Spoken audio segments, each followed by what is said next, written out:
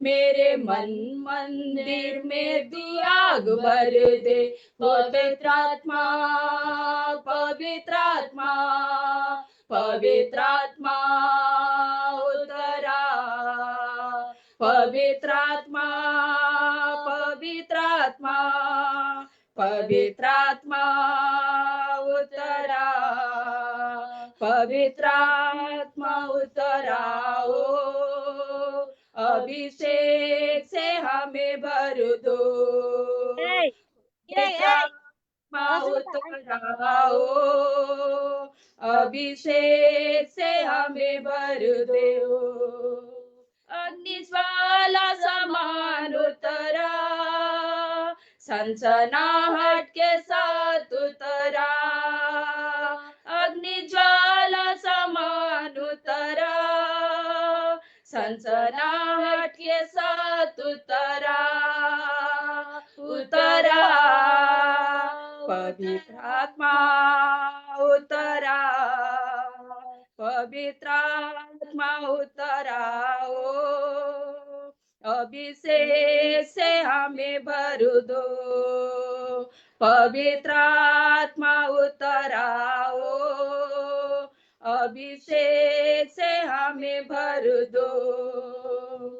Israeli लोगों को छुड़ाने के लिए आग में से मूसा को पुकारने वाले।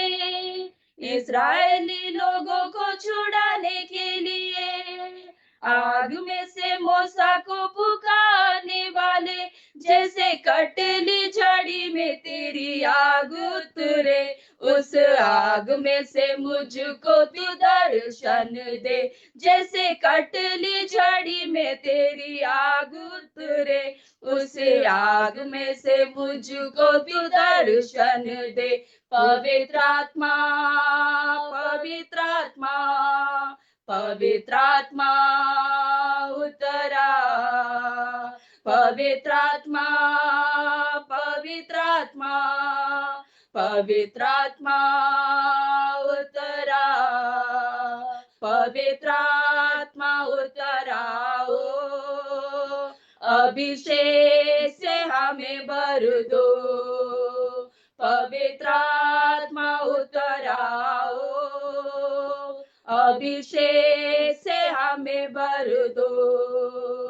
पवित्र आत्मा उतराओ, अभिषेक से हमें भर दो। पवित्र आत्मा उतराओ, अभिषेक से हमें भर दो।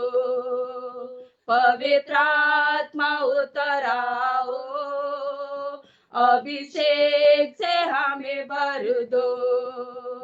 पवित्र आत्मा उतराओ, अभिषेक से हमें भर दो।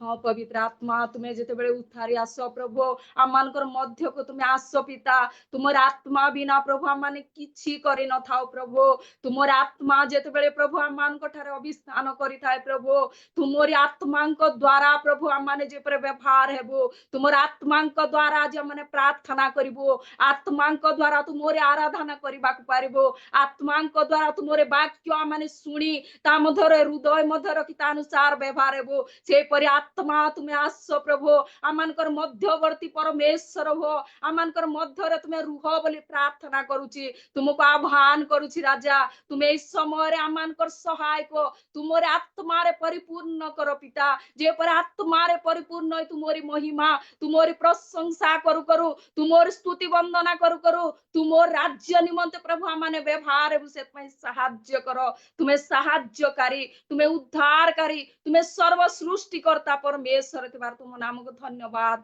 धन्यवाद धन्यवाद धन्यवाद। तुमर आराधना करिबु तुमर उपासना करू करू तुमर चरण तले समर्पित होइबु राजा। सच्चाई भावरे प्रभु तुम ठार आगे बढ़िबु से साहाय्य कर। तुम्हें दया करबा परमेश्वर से धन्यवाद। ए समय माने तांकर गोटे आराधना करबा तांकर गोटे प्रशंसा करू करू तांकर चरण तळकु जिबा जेहेतु से प्रशंसारे निवास करी प्रत्येक समय से आमनकर सहायक हुअंती प्रत्येक कष्ट आसु दुख आसु समस्या आसु प्रत्येक समय आमनकु उपकार करिबा परमेश्वर सेति निमन तांकर धन्यवाद करू करू तांकर प्रशंसा करू करू तांकर चरण तले समर्पित हेबा आराधना करे आराधना उपकार को उसके याद करे हाथों को उठा के धन्यवाद करे ऊंचे स्वरों से उसके स्तुति करे आराधना करे आराधना उपकार को उसके याद करे हाथों को उठा के धन्यवाद करे ऊंचे स्वर से उसकी स्तुति करे hallelujah hallelujah hallelujah hallelujah hallelujah hallelujah hallelujah hallelujah hallelujah hallelujah hallelujah hallelujah hallelujah hallelujah hallelujah hallelujah यीशु के लहू ने पापों से मुक्ति दी यीशु के लहू ने रोगों से चंगाई दी यीशु के लहू ने पापों से मुक्ति दी यीशु के लहू ने लोगों से चंगाई दी संभाला मुझे अपने हाथों से संभाला मुझे अपने हाथों से मुझे कोई चिंता नहीं संभाला मुझे अपने हाथों से संभाला मुझे अपने हाथों से मुझे कोई चिंता नहीं hallelujah hallelujah hallelujah hallelujah hallelujah hallelujah hallelujah hallelujah hallelujah hallelujah hallelujah hallelujah hallelujah hallelujah hallelujah आत्मा के बल से प्रभु तुम बंदे मुझे प्रेम से करो सारे काम शक्ति मुझे ऐसी दे आत्मा के फल से प्रभु तू भर दे मुझे प्रेम से करो सारे काम शक्ति मुझे ऐसी दे ताजा हरदम रहो आत्मा की नदी में ताजा हरदम रहो आत्मा की नदी में अर्पण करता हूँ उसके लिए ताजा हरदम रहो आत्मा की नदी में ताजा हरदम रहो आत्मा की नदी में अर्पण करता हूँ उसके लिए hallelujah hallelujah hallelujah hallelujah hallelujah hallelujah hallelujah hallelujah hallelujah hallelujah hallelujah hallelujah hallelujah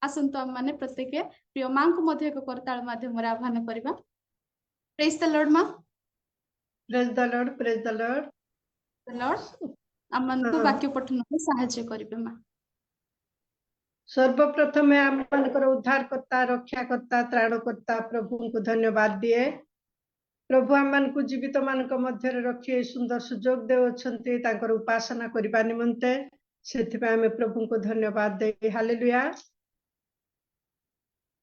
आउ ए सुंदर सुजोग देउथिबा दीदी को मध्य मु धन्यवाद दिए। पुणी उपस्थित समस्त को मन नमस्कार। आसंतु आम माने गीत सहित 145 पर्व पठन करिबा। 1 रु 21 पर्यंत अछि, सब पाठ करिबि कि 1 रु 21 पर्यंत 145 गीत सहित 145। ठीक अछि मां। प्रशंसार गीत दाऊदंक रचित। हे राजन मोहर परमेश्वर, मु तुम्हर प्रतिष्ठा करिबि, मु सदा सर्वदा तुम्ह नामर धन्यवाद करिबि। प्रतिदिन मु तुम्हर धन्यवाद करिबि, पुणी सदा सर्वदा मु तुम्ह नामर प्रशंसा करिबि। सदा प्रभु महान और अत्यंत प्रशंसनीय, पुणी ताहांक महात्म्य अनन्य संदेह। लोक माने पुरुषानुक्रमे तुम्ह क्रिया सकलर प्रशंसा करिबे और तुम्ह विक्रमर कर्म प्रचार करिबे। और मु तुम्ह गौरवयुक्त प्रतापर आदरणीयता और तुम्ह आश्चर्य क्रियार विषय ध्यान करिबे। पुणी लोक माने तुम्ह भयानक कर्मर प्रभाव व्यक्त करिबे। पुणी मु तुम्हर महात्म्य प्रचार करिबे। से माने तुम्हर महामंगल भाव वर्णना करिबे और तुम्ह धर्म विषय गान करिबे। सदा प्रभु कृपावान और स्नेहशील, क्रोधरे धीर और दयारे महान। सदा प्रभु समस्तଙ୍କ प्रति मंगलमय, पुणी ताहांक हस्तकृत समस्त कर्म उपरे ताहांकर दया थाए। हे सदा प्रभु तुम्हर समुदाय कर्म तुम्हर धन्यवाद करिबो। तुम्हर सद्भक्त माने तुम्हर धन्यवाद करिवे। से माने तुम्हर राज्यर गौरव व्यक्त करी और तुम्ह पराक्रम विषय रे कथोपकथन करी मनुष्य संतान गण को ताहार विक्रमर कार्य सबु और ताहांक राज्यर गौरवयुक्त प्रभाव जणाइबे। तुम्भर राज्य अनंत काल स्थायी राज्य और तुम्भर कर्तृत्व सकल पुरुषानुक्रम स्थायी। सदा प्रभु समस्त पड़िबा लोकं को धरी रखंती और नई पड़िबा लोकं को उठांती। समस्तंकर चक्षु तुम्भ अपेक्षा रे थाए। तुम्भे उपयुक्त समय रे सेमान को आहार देउछ। तुम्भे अपना हस्त मेलाई प्रत्येक प्राणीर कामना पूर्ण करुछ। सदा प्रभु आपणार सकल पथरे धर्ममय और आपणार समस्त कार्य दयालु अटंती। सदा प्रभु अपना निकटरे प्रार्थनाकारी, सत्य भावरे प्रार्थनाकारी समस्तंकर निकटवर्ती अटंती। से अपना भयकारी मानकर वांछा पूर्ण करिवे। आहुरी से मानकर काकुति सुनिवे और से मानकु परित्राण करिवे।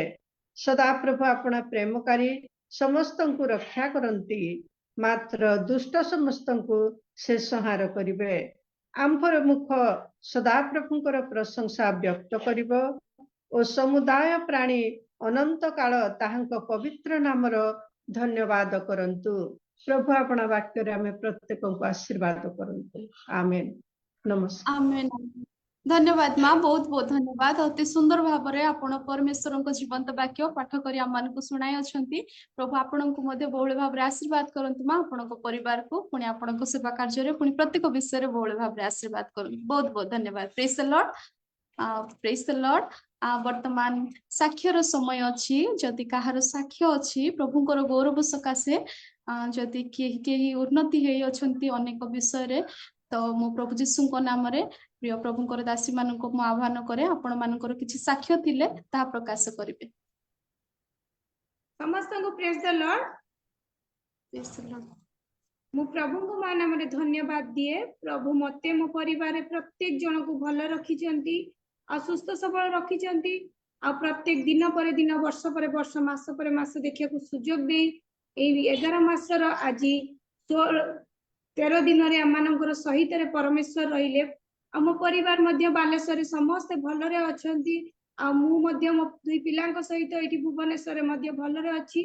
सेतिपई प्रभु को धन्यवाद दवा सहित विशेष रे धन्यवाद दिए आ इस स्थान रे उपस्थित समस्त को धन्यवाद दिए जे मोर प्रार्थना निवेदन रखिथिली 3 तारिख दिन मो पुअर बैप्टिज्म थिला आ ताहा प्रभु को दया अनुग्रह रु सुंदर भाबरे आ संपूर्ण हैला आ से पिला मध्य प्रभु को त्राणकर्ता रूपे ग्रहण करि पारिला सेतिपई धन्यवाद देवा सहित आ मोर गोटे प्रार्थना रिक्वेस्ट रही आ से 3 तारिख दिन ठीक आम चर्च सरे कि फेरिला बेलू आ मोर पुअर जड़े अति बाल्य बंधु आ से माने ऑस्ट्रेलिया जाउतिले आ जिबारे कलिकता पाखरे से माने कोलाघाट अछि सेठी खाई कि से माने गाड़ी रे ठिया हेई जंती सेपट अपोजिट डायरेक्शन नु गोटे गाड़ी आसिला आ तांको से गाड़ी डिवाइडर रे माड़ होई कि से गाड़ी ऊपर पूरा पड़ी गले सेतिरे मां आ पुओ दुई जण पछरे थिले बाबा मध्य चलौथिले बाबांकर पीसी रो किछि हेइनी मात्र से पुओटी मो पुओ संगे पाठ पढ़े नर्सरी रु एमबीए साथी रे पढ़ी आसुची अजे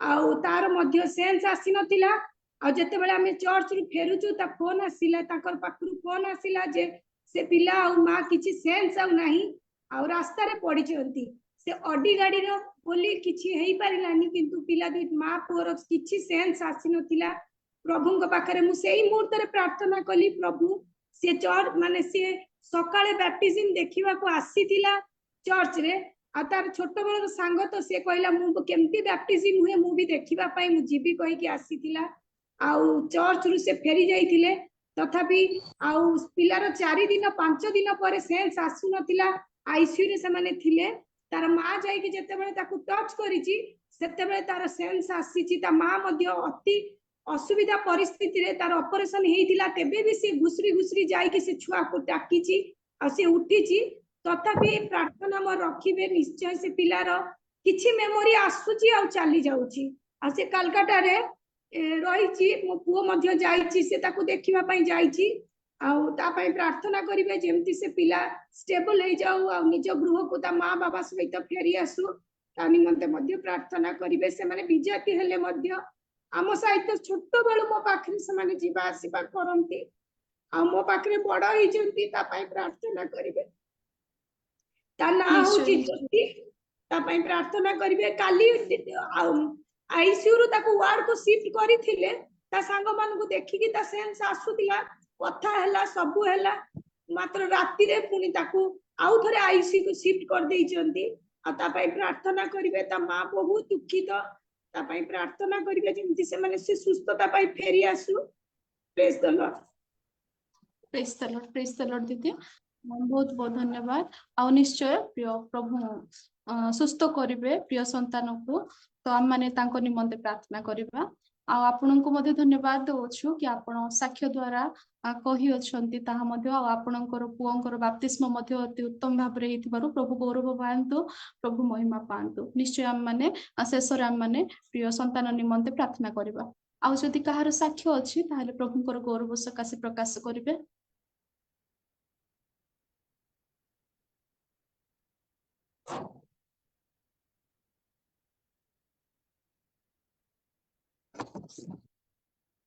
ओके कहार साक्ष्य नाही बोधे प्रभुଙ୍କର महत नामर धन्यवाद हो प्रशंसा हो गौरव हो आम मानकर एही निश्वास प्रश्वास प्रभुଙ୍କର इच्छा रे प्रभुଙ୍କର दया रे चालू अछि जदि हमर ए निश्वास प्रश्वास न चली थांता पुणी बोले आम माने ए प्रकार बसी पारि न थांतु पुणी प्रभुଙ୍କର एही गौरव प्रभुଙ୍କର हो ए प्रशंसा प्रभुଙ୍କର हो प्रभु हम मानकु जीवन रे बंचाई थिबारो प्रभुଙ୍କର गौरव हो ए साक्ष्य प्रभु गौरवान्वित हंतु महिमान्वित हंतु आमेन आसंतु वर्तमान आम माने स्वर्णमय पद निकट को जीवा आ प्रत्येक को अनुरोध करुछि ईश्वरंकर जीवंत वाक्य जदि के मुखस्थ करि अछंती सुनापद भाबरे आपण प्रत्येक प्रकाश करिवे प्रत्येक को म अनुरोध करुछि प्रेज द लॉर्ड समस्त को प्रेज द लॉर्ड हे परिश्रांत भारग्रस्त लोक समस्त मो निकट को आस मु तुमको विश्राम देबी Matthew 11:28 praise the Lord praise the Lord किंतु पितर अन्य प्रेरित माने कहिले मनुष्य मानकर आज्ञा अपेक्षा बर ईश्वर का आज्ञा पालन करने कर्तव्य प्रेरित 5 पर्व 29 पद प्रेज द लॉर्ड ईश्वर मोर आश्रय और बल दुर्दशा काल रे अति निकटवर्ती सहाय गीत संहिता 46:1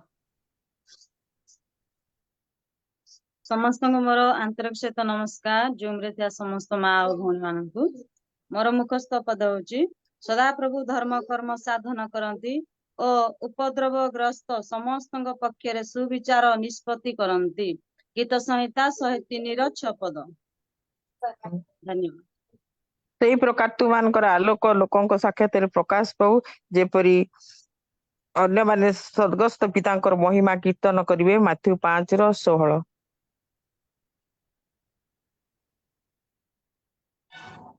ମୁଁ କହିବି ସମସ୍ତଙ୍କୁ ନମସ୍କାର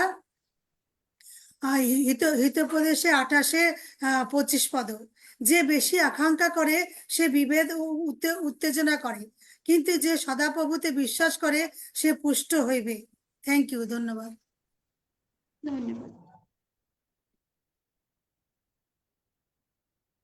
ସମସ୍ତଙ୍କୁ ନମସ୍କାର ପୁନର୍ବାର ଅଛି ଗୀତ ସଂହିତା 119 ହଜାର ହଜାର ସୁନା ରୂପା ଅପେକ୍ଷା ତୁମ୍ଭ ମୁଖର ବ୍ୟବସ୍ଥା ମୋ ପ୍ରତି ଉତ୍ତମ ଧନ୍ୟବାଦ ମା ମୁଁ ବି କହିବି ସମସ୍ତଙ୍କୁ ମୋର ପ୍ରେଜ ଦ ଲର୍ଡ ତୁମେ ମାନେ ଯାହା କିଛି କର ପ୍ରଭୁଙ୍କ ନିମନ୍ତେ କଲା ପରି କର ଆଉ ମନୁଷ୍ୟ ନିମନ୍ତେ କଲା ପରି କୌଣସି କାର୍ଯ୍ୟ କର ନାହିଁ କଲସ୍ୟ 3:23 ପଦ ଧନ୍ୟବାଦ ଆଉ କେହି ସମସ୍ତଙ୍କୁ ନମସ୍କାର ସ୍ୱର୍ଣ୍ଣମୟ ପଦ ଅଛି ବିଶ୍ୱାସ ପ୍ରତ୍ୟାଶିତ ବିଷୟର ମୂଳ ଭୂମି ଅଦୃଶ୍ୟ ବିଷୟର ନିଶ୍ଚିତ ଜ୍ଞାନ ତଦ୍ୱାରା ପ୍ରାଚୀନ ମାନେ ତ ସୁଖ୍ୟାତି ଲାଭ କଲେ ବିଶ୍ୱାସ ଦ୍ୱାରା ଆମ୍ଭେମାନେ ବୁଝୁ ଯେ ସମସ୍ତ ବିଶ୍ୱ ଈଶ୍ୱରଙ୍କ ବାକ୍ୟ ଦ୍ୱାରା ରଚିତ ଅତଏବ କୌଣସି ପ୍ରତ୍ୟକ୍ଷ ବିଷୟରୁ ଦୃଶ୍ୟ ବିଷୟ ଉତ୍ପନ୍ନ ହୋଇନାହିଁ ଏବ୍ରି 11 ପର୍ବର 1, 2 ଏବଂ 3 ପଦ ଧନ୍ୟବାଦ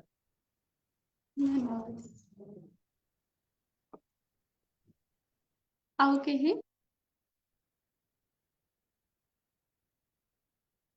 ଓକେ ସମସ୍ତେ କହି ସାରିଲେଣି ବୋଧେ ବହୁତ ବହୁତ ଧନ୍ୟବାଦ ପ୍ରିୟ ପ୍ରଭୁଙ୍କର ଦାସୀ ମାନଙ୍କୁ ବହୁତ ବହୁତ ଧନ୍ୟବାଦ ଆପଣ ମାନେ ଈଶ୍ୱରଙ୍କ ଜୀବନ୍ତ ବାକ୍ୟ ମୁଖସ୍ଥ କରିକି ଆପଣ ପ୍ରକାଶ କରିଅଛନ୍ତି ପ୍ରଭୁଙ୍କର ଗୌରବ ସକାଶେ ପ୍ରତ୍ୟେକଙ୍କୁ ପ୍ରଭୁ ବହୁଳ ଭାବରେ ଆଶୀର୍ବାଦ କରନ୍ତୁ ବହୁତ ବହୁତ ଧନ୍ୟବାଦ ପ୍ରେଜ୍ ଦ ଲର୍ଡ ଆସନ୍ତୁ ଆମେ ମାନେ ବର୍ତ୍ତମାନ ବାଇବଲ କୁଇଜ ନିକଟକୁ ଯିବା ଆମେ ମାନେ ବାଇବଲ କୁଇଜ ନିମନ୍ତେ ପ୍ରିୟ ଆମମାନଙ୍କର ସମସ୍ତଙ୍କର ପ୍ରିୟର ଦିଦି ସୁଶୀଳା ଦିଦିଙ୍କୁ ଆମେ ମାନେ ଆହ୍ୱାନ କରିବା ମୋ ପ୍ରଭୁ ଯୀଶୁଙ୍କ ନାମରେ ଆମର ଓମେନ୍ସ ଫେଲୋସିପ ତରଫରୁ ପ୍ରିୟ ସୁଶୀଳା ଦିଦିଙ୍କୁ ମୁଁ ଆହ୍ୱାନ କରେ ବାଇବଲ କୁଇଜ କରିବା ନିମନ୍ତେ ତ ଦିଦି ପ୍ରେଜ୍ the Lord praise the Lord ସମସ୍ତଙ୍କୁ ପ୍ରେଜ ଦ ଲର୍ଡ ପ୍ରେଜ୍ ଦ ଲର୍ଡ ଆସନ୍ତୁ ଆଉ ଆଜିର ବାଇବଲ ଦେଖିବା ଆଉ ମୁଁ ସ୍କ୍ରିନ ସେୟାର କରିଛି ଯାହାକି ଆଦି ପୁସ୍ତକ 49 ଅଧ୍ୟାୟ ଆଜି ଅଛି ଆପଣ ମାନେ ଯଦି ଜାଣିଛନ୍ତି ପ୍ରଶ୍ନର ଉତ୍ତର ଆପଣ ଦେଇପାରିବେ ଯଦି ଅନମ୍ୟୁଟ କରିକି ନହେଲେ ବାଇବଲ ବି ଖୋଲିକି ଦେଖିପାରିବେ ଆଉ ମୁଁ ପ୍ରଥମ ପ୍ରଶ୍ନ ପଢୁଛି ଆଉ ପ୍ରଥମ ପ୍ରଶ୍ନ ହେଲା ତୁମ୍ଭେ ଉଚ୍ଛଳିତ ଜଳ ତୁଲ୍ୟ ତୁମ୍ଭେ ଉତ୍କୃଷ୍ଟ ହେବ ନାହିଁ ଏହା କାହାକୁ କୁହାଯାଇଥିଲା ଭୁବେନକୁ ଧନ୍ୟବାଦ ଆପଣ ଦେଖିବେ ଆଦି ପୁସ୍ତକ 49 ଅଧ୍ୟାୟ 3 ଏବଂ 4 ପଦରେ ଯାକୁବ ତାଙ୍କର କିଛି ପୁତ୍ର ସହିତ ନିଷ୍ଠୁରତା ଯୋଡ଼ିଥିଲେ ସେମାନେ କିଏ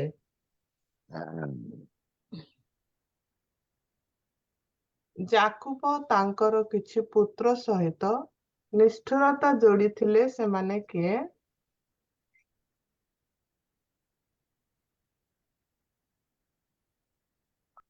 ଠିକ ଅଛି ଲେବି ଏବଂ ସିମନ ଆଦି ପୁସ୍ତକ 49 ଅଧ୍ୟାୟର 5 ପଦରେ ଆପଣ ଦେଖିପାରିବେ ଯାକୁବ ପୁତ୍ରମାନଙ୍କ ମଧ୍ୟରୁ କେଉଁ ପୁତ୍ର ତାଙ୍କ ଭାଇମାନଙ୍କ ଠାରୁ ସମ୍ମାନ ପାଇବେ ଜିହୁଦା ଭଲ କରିଛି ଧନ୍ୟବାଦ ବର୍ତ୍ତମାନ ଆଉ ଗୋଟେ ପ୍ରଶ୍ନ ଅଛି କେଉଁ ପୁତ୍ରର ବାସସ୍ଥାନ ଜାହାଜ ଗୁଡିକର ଆଶ୍ରୟସ୍ଥଳ ହେବ ସବୁଲନ ଧନ୍ୟବାଦ ଆଉ ଗୋଟେ ପ୍ରଶ୍ନ ଅଛି ଯାକୁବର କେଉଁ ପୁତ୍ରଙ୍କୁ ସିଂହ ସହିତ ତୁଳନା କରାଯାଇଥିଲା ଜିହୁଦା ଧନ୍ୟବାଦ ମୁଁ ନପ୍ତାଲି ଜିହୁଦା ସିମନ ଲେବି ଲେଖିଥିଲି ଆପଣ ଜିହୁଦା କହିଛନ୍ତି ତାହା ହଉଛି ସଠିକ ଉତ୍ତର। ଜିହୁଦା ହଉଛି ସଠିକ ଉତ୍ତର। ଆଦି ପୁସ୍ତକ 49 ଅଧ୍ୟାୟର 9 ପଦରେ ଆପଣ ଦେଖିପାରିବେ। ଯାକୁବଙ୍କ କେଉଁ ପୁଅକୁ ଏକ ଶକ୍ତିଶାଳୀ ଗଧ ବୋଲି ବର୍ଣ୍ଣନା କରାଯାଇଥିଲା? ଏହି ଅଧ୍ୟାୟରେ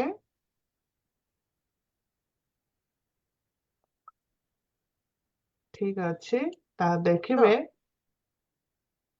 ସରି, ଗାଦ ଇସାକର। ହଁ, ଇସାକ। ଗର୍ଦ୍ଦଭର ସଦୃଶ। ଆଦି ପୁସ୍ତକ 49 ଅଧ୍ୟାୟର 14 ପଦରେ ଲେଖା ଅଛି। ଯାକୁବଙ୍କର କେଉଁ ପୁତ୍ର ଇସ୍ରାଏଲ ଗୋଷ୍ଠୀ ପାଇଁ ବିଚାରପତି ଉତ୍ପାଦନ କରିବେ?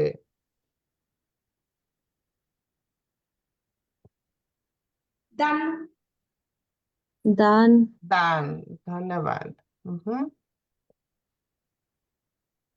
ଯାକୁବର କେଉଁ ପୁତ୍ରଙ୍କୁ ସର୍ପ ବୋଲି ବର୍ଣ୍ଣନା କରାଯାଇଥିଲା? ଦାନ। ଦାନ। ଦାନ। ଦାନ। ଦାନ। ଧନ୍ୟବାଦ। ଯାକୁବଙ୍କର କେଉଁ ପୁତ୍ରଙ୍କୁ ଖାଦ୍ୟ ଉତ୍ପନ୍ନ ଏବଂ ରାଜକୀୟ ଭକ୍ଷ୍ୟ ଯୋଗାଇବେ ଏହା କୁହାଯାଇଥିଲା? ଆସେର। ଆସେର। ଆସେର। Thank you. ଆପଣ ଦେଖିବେ ଆଦି ପୁସ୍ତକ 49 ଅଧ୍ୟାୟର 20 ପଦରେ। ଯାକୁବର କେଉଁ ପୁତ୍ରଙ୍କୁ ଏକ ହରିଣ ସହିତ ବର୍ଣ୍ଣନା କରାଯାଇଥିଲା? ନପ୍ତାଲି। ନପ୍ତାଲି। ଧନ୍ୟବାଦ। ଯାକୁବର ପୁତ୍ରମାନଙ୍କ ମଧ୍ୟରୁ କାହାକୁ ଫଳପ୍ରଦ ଡାଳ ବୋଲି ବର୍ଣ୍ଣନା କରାଯାଇଥିଲା? ଯାହାର ଯୋସେଫ। ଧନ୍ୟବାଦ। ହଁ, ତାହା ହଉଛି ଆଦି ପୁସ୍ତକ 49 ଅଧ୍ୟାୟର 22 ପଦ। ରାଇଟ। ତ ଯାକୁବର କେଉଁ ପୁତ୍ରଙ୍କୁ କେନ୍ଦୁଆ ତୁଲ୍ୟ ବୋଲି ବର୍ଣ୍ଣନା କରାଯାଇଥିଲା? ବିନ୍ୟାମିନ। ଧନ୍ୟବାଦ। ତ ଏହା ଥିଲା ଆଜିର ପ୍ରଶ୍ନ ଆଉ କାର୍ଯ୍ୟକ୍ରମ ଆମେ ଦେଖିଥିଲୁ।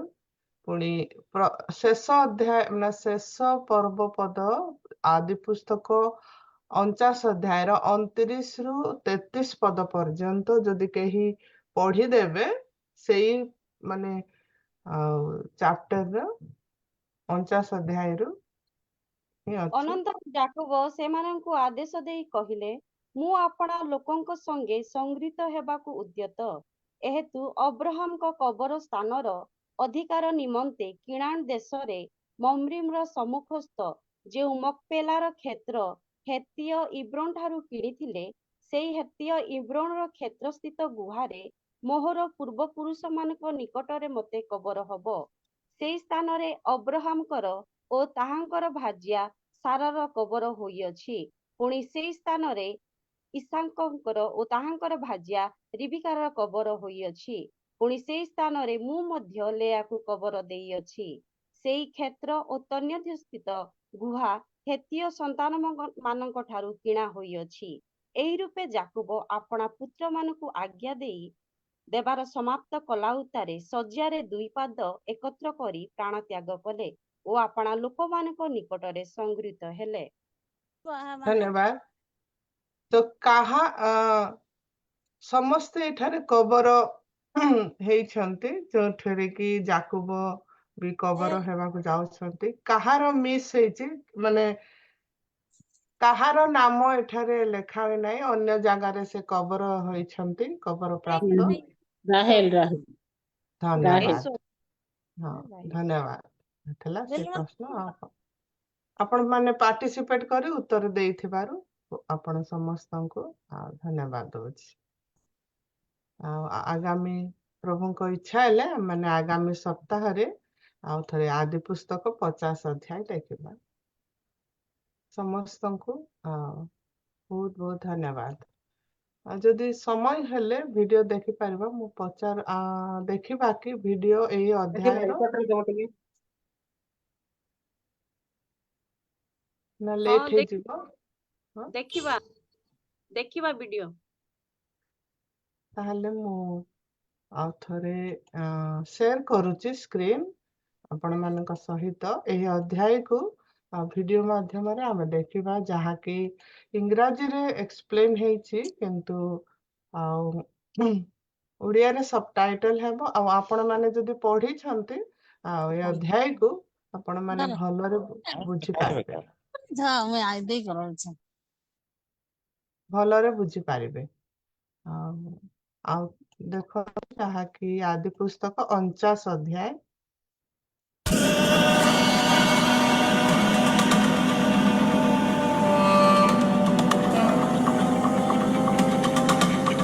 Then Jacob called for his sons and said, "Gather around so I can tell you what will happen to you in days to come. Assemble and listen, sons of Jacob. Listen to your father Israel. Reuben, you are my firstborn, my might, the first sign of my strength, excelling in honor, excelling in power. Turbulent as the waters, you will no longer excel, for you went up onto your father's bed, onto my couch, and defiled it. Simeon and Levi are brothers. Their swords are weapons of violence. Let me not enter their council. Let me not join their assembly. For they have killed men in their anger, and hamstrung oxen as they pleased. Cursed be their anger, so fierce, and their fury so cruel. I will scatter them in Jacob and disperse them in Israel. Have you ever felt God calling you to real estate investing to fund his kingdom, spend more time with your family, and be a generous giver? I know what that. Judah, your brothers will praise you. Your hand will be on the neck of your enemies. Your father's sons will bow down to you. You are a lion's cub, O Judah. You return from the prey, my son. Like a lion, he crouches and lies down. Like a lioness, who dares to rouse him? The scepter will not depart from Judah, nor the ruler's staff from between his feet, until he comes to whom it belongs, and the obedience of the nations is his. He will tether his donkey to a vine, his colt to the choicest branch. He will wash his garments in wine, his robes in the blood of grapes. His eyes will be darker than wine, his teeth whiter than milk. Zebulun will live by the seashore and become a haven for ships. His border will extend toward Sidon. Issachar is a raw-boned donkey lying down between two saddlebags. When he sees how good is his resting place and how pleasant is his land, he will bend his shoulder to the burden and submit to forced labor. Dan will provide justice for his people as one of the tribes of Israel. Dan will be a serpent by the roadside, a viper along the path that bites the horse's heels so that its rider tumbles backward. I look for your deliverance, O Lord. Gad will be attacked by a band of raiders, but he will attack them at their heels. Asher's food will be rich. He will provide delicacies fit for a king. Naphtali is a doe set free that bears beautiful fawns. Joseph is a fruitful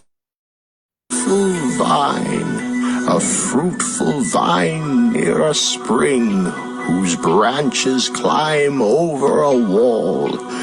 With bitterness archers attacked him. They shot at him with hostility.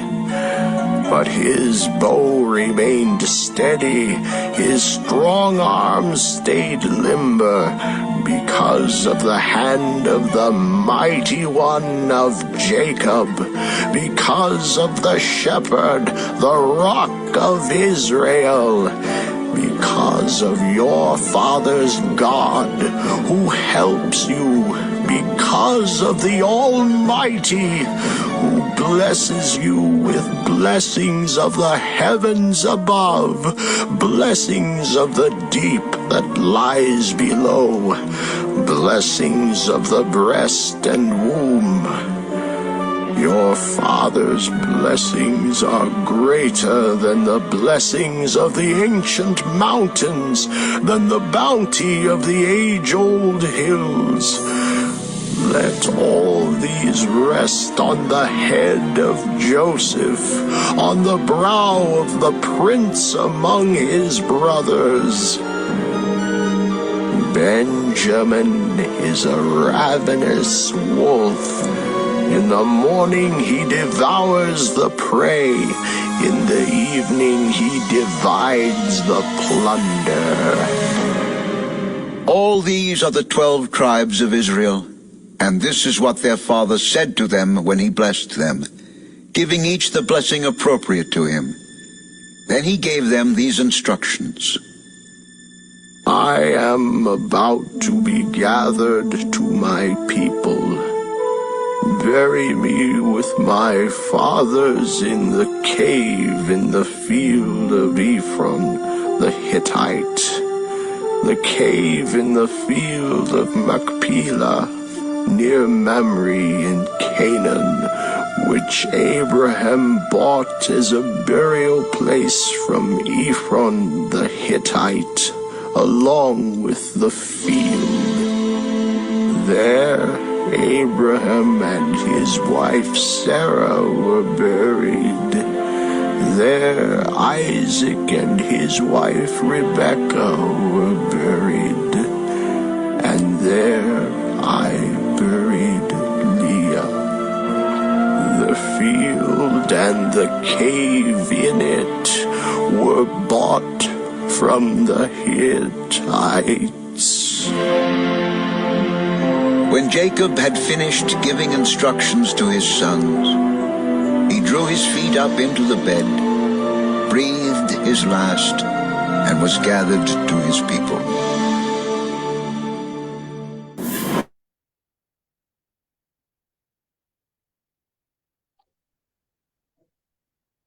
Thank you कहा दीदी थिला? बहुत बहुत धन्यवाद बहुत बहुत हाँ। धन्यवाद आपको अति हाँ, सुंदर हाँ। भाବରେ ଆପଣ ବାଇବଲ କ୍ୱିଜ ମାଧ୍ୟମରେ ଆମମାନଙ୍କୁ ପଢାଇ ନେବା ସହିତ ଚଳଚିତ୍ର ମାଧ୍ୟମରେ ମଧ୍ୟ ପରିଶ୍ରମ କରିକି ଆମମାନଙ୍କୁ ପ୍ରତି ସପ୍ତାହ ଏ ପ୍ରକାର ଆମମାନଙ୍କୁ ଦେଖିବା ନିମନ୍ତେ ସୁନ୍ଦର ସୁଯୋଗ ପ୍ରଦାନ କରିଥାନ୍ତି ଆଉ ପରିଶ୍ରମ କରିକି ପ୍ରଭୁ ଆପଣଙ୍କୁ ବହୁଳ ଭାବରେ ଆଶୀର୍ବାଦ କରନ୍ତୁ ଦିଦି ଆପଣଙ୍କ ପରିବାରକୁ ମଧ୍ୟ ବହୁଳ ଭାବରେ ଆଶୀର୍ବାଦ କରନ୍ତୁ ପୁଣି ଏ ପ୍ରକାର ପ୍ରଭୁଙ୍କର ଗୌରବ ସକାଶେ ଆପଣ ବ୍ୟବହୃତ ହୋଇଥାନ୍ତୁ ବହୁତ ବହୁତ ଧନ୍ୟବାଦ ଧନ୍ୟବାଦ ଦିଦି ପ୍ରେସ୍ ଧନ୍ୟବାଦ। ଧନ୍ୟବାଦ ପ୍ରେସ୍ ଦ ଲର୍ଡ ପ୍ରଭୁଙ୍କର ମହିମା ହଉ ପ୍ରଶଂସା ଓ ଗୌରବ ହଉ ଆସନ୍ତୁ ଆମମାନେ ବର୍ତ୍ତମାନ ପ୍ରାର୍ଥନା କରିବା ନିମନ୍ତେ ଯିବା ଆମମାନଙ୍କ ମଧ୍ୟରେ ଛବି ବଡମା ଅଛନ୍ତି ମୁଁ praise the Lord ବଡମା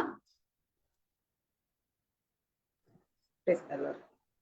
praise the Lord वर्मा मु आपनको किछि प्रार्थनार अनुरोध देबी दया करी से विषय निमंते प्रार्थना करिवे प्रार्थना करंतु वर्मा आराधना करथिबा प्रिय दीदी को निमंते वाक्य पठन करथिबा प्रिय मां को निमंते पुणी जे दीदी मध्ये साक्ष्य कहि अछंती रश्मि दीदी आ जे पुओ निमंते प्रार्थना चाहि अछंती तांको नाम ज्योति आ प्रभु जेपरि तांको संपूर्ण भाबरे सुस्थता प्रदान करिवे एथि निमंते तांको निमंते मध्ये प्रार्थना करंतु पुणी प्रार्थना करंतु वर्मा जे माने कि हम माने जते जण भी स्वर्णमय पद कहि होछु प्रभु जीशुंकर जीवंत वाक्य को मुखस्थ करिकि प्रत्येकଙ୍କ निमंते प्रार्थना करंतु पुणी बाइबल क्विज करथिबा प्रिय दीदीଙ୍କ निमंते मध्ये प्रार्थना करंतु पुणी आगको प्रभुंकर प्रिय मनोनीत दासी वाक्य परिवेषण करबा निमंते आसु अछंती तो प्रभुंकर दासीଙ୍କ निमंते मध्ये प्रार्थना करंतु praise the Lord praise the Lord धन्यवाद प्रार्थना करबा सुযোগ ଦେଇଥିବାରୁ आसंता माने प्रार्थना करबा धन्यवाद धन्यवाद धन्यवाद प्रशंसा प्रशंसा गौरव पाइबा एकमात्र जीवित परमेश्वर प्रभु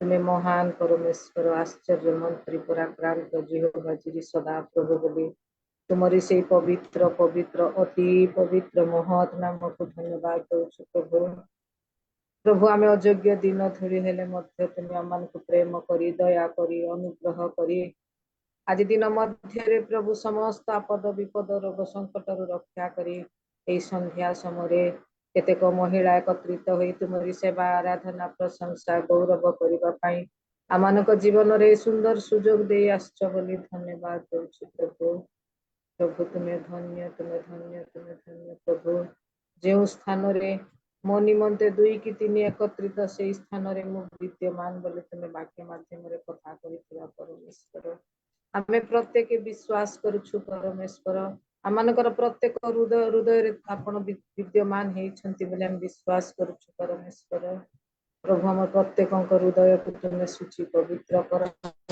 एवं विश्वस्तता सहित तुमरी सेवा आराधना प्रशंसा करि परिबो पवित्रता सहित करि परिबो प्रत्येकଙ୍କ हृदय को तुमे स्पर्श कर बोली प्रार्थना करूछु प्रार्थना श्रवणकारी परमेश्वर प्रभु आरंभ ए पर्यंत तुमरी उपस्थिति रखी तुम्हें कढ़ाई नहीं बोली धन्यवाद देछि एवं प्रभु आराधना करिथिबा भौणी को तुम हस्तरे समर्पण करुछि अति उत्तम भाव रे आराधना करि तुमरी प्रशंसा गौरव करिथिबारु प्रभु से परिवार को विशेष करी आशीर्वाद कर असुस्थ थिले मध्य प्रभु तुमरी सेवा करिथिबारु धन्यवाद देछि प्रभु तुम्हें संपूर्ण सुस्थता दे प्रभु से परिवार को विशेष आशीर्वाद कर बोली प्रार्थना करुछि एवं प्रभु तुमरी से पवित्र वाक्य को अध्ययन करिथिबा दासी को तुम हस्तरे समर्पण करुछि तुम्हें तार सहवर्ती परमेश्वर हेलो अति उत्तम भाव रे प्रभु तुमरी से पवित्र वाक्य को अध्ययन करिसंती सेति पाई से भौणी को विशेष करी आशीर्वाद कर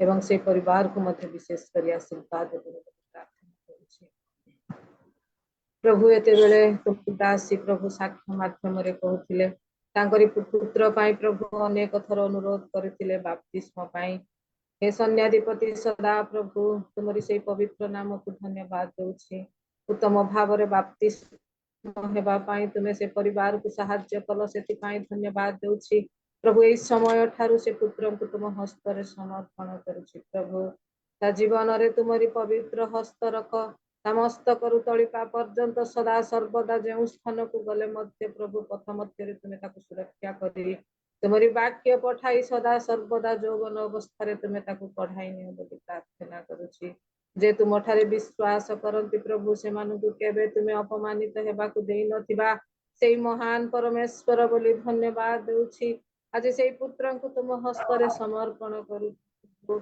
समस्त विषय रे से पुत्र को तुम्हें तोड़ी धर तार सबु समय रे तुम्हें रही प्रभु जहाँ आवश्यक तुम्हें ताहा जोगाई तुम्हें कढ़ाई नियो बोली प्रार्थना करुछि एवं प्रभु तुमरी दासी जो अनुरोध करिसंती प्रभु से माने ऑस्ट्रेलिया जीवा पाई बाहरी थिले हठात रास्ता रे से मानकर एक्सीडेंट हे प्रभु से माने क्यों प्रकार अवस्था रे अछंती प्रभु बापा तुम्हें देखुछ परमेश्वर से माने बिजाति हेले मध्य से मानक निमंते हमें प्रार्थना करूछु तुम्हें प्रार्थना श्रवणकारी परमेश्वर तुम्हें सुस्थकारी परमेश्वर बोली तुम्हारी से पवित्र नाम को धन्यवाद देउछि प्रभु धन्यवाद देउछि आज से जुबा माई प्रभु परिवार मध्य रे क्रंदन होतिबो पिता तुम्हारी सुस्थकारी हस्त प्रभु ता मस्तक रु तलिपा पर्यंत स्पर्श कर एवं प्रभु से जे परि निजे प्रभु चिन्हि पारिबो होश आसीबो एवं तार पिता माताଙ୍କ ସହିତ କଥୋପକଥନ କରିପାରିବ ଏହି ପ୍ରକାର ଆଶ୍ଚର୍ଯ୍ୟ କର୍ମ ସେ ପରିବାର ମଧ୍ୟରେ ତୁମେ ଦେଖାଅ ବୋଲି ପ୍ରାର୍ଥନା କରୁଛି ଏବଂ ପ୍ରଭୁ ତୁମରି ଉପସ୍ଥିତିକୁ ଅନୁଭବ କରି ପ୍ରଭୁ ସେମାନେ ତୁମରି ପରିଚୟ ପାଇ ତୁମଠାରେ ସମର୍ପିତ ହେଇପାରିବେ ପ୍ରଭୁ ସେଇ ପ୍ରକାର ଆଶ୍ଚର୍ଯ୍ୟ କର୍ମ ସେମାନଙ୍କ ଜୀବନରେ ତୁମେ ଦେଖାଅ प्रभु से परिवार को तुम्हें संपूर्ण भाव सुस्थता दियो से पुत्र को नूतन जीवन दियो बोली प्रार्थना करुछि प्रभु तार शଯ୍ୟା को तुम्हें परिवर्तन कर बोली प्रार्थना करुछि प्रभु जगतर कौनसी डॉक्टर मध्य सुस्थता दे पारि न थाई परमेश्वर तुमरी हस्तरे सब किछि परमेश्वर अछि तुम्हें सेही पुत्र को तुम्हें प्रभु मस्तक स्पर्श कर एवं संपूर्ण सुस्थता दियो बोली प्रार्थना करुछि हे प्रार्थना श्रवणकारी परमेश्वर अनेक दासी माने मुखस्थ पद प्रभु तुमरी वाक्य अध्ययन करी प्रभु से माने मुखस्थ करी कहिसंति प्रभु समस्त को तुम हस्तरे समर्पण करुछि प्रभु प्रत्येक को तुम्हें आशीर्वाद कर प्रत्येक को तुम्हें सब समय सब मुहूर्त रे प्रकार भाव से माने मुखस्थ करी तुमरी वाक्य को कहि परिबे से प्रकार ज्ञान दियो बोली प्रार्थना करुछि प्रभु बाइबल क्विज करिथिबा दासी को तुम हस्तरे समर्पण करुछि प्रभु सब बेले प्रभु बाइबल क्विज करी हम मानक सिखाउछंती सेति पाई धन्यवाद दउछि प्रभु आदि आरंभरु प्रभु ए पर्यंत आमनकु पढ़ाई नेलो सेति पाई धन्यवाद दउछि एवं आमे अनेक शिक्षा मध्य एथिरु पाई पारिछु सेति पाई धन्यवाद दउछि से दासी को तुम हस्तरे समर्पण करुछि प्रभु सब समय सब मुहूर्त रे ता बाहर जीवार भीतर आसीबार समस्त परिस्थिति रे तुमे ताकु सुरक्षा करी रख एवं से मानकर सेवा कार्य रे तुमरी पवित्र हस्त रख एवं संपूर्ण सुस्थता दे सुरक्षा करी रख बोली प्रार्थना करुछि आमे जेते जन प्रभु ठारे उपस्थित अछु प्रत्येक को तुमे सुरक्षा करी रख जे परिवार रे असुस्थता अछि प्रत्येक परिवार रे प्रभु तुम्हें सुस्थता दे प्रभु तुमरी गौरव निमंत्रण तुम्हें व्यवहार कर बोली प्रार्थना करुछि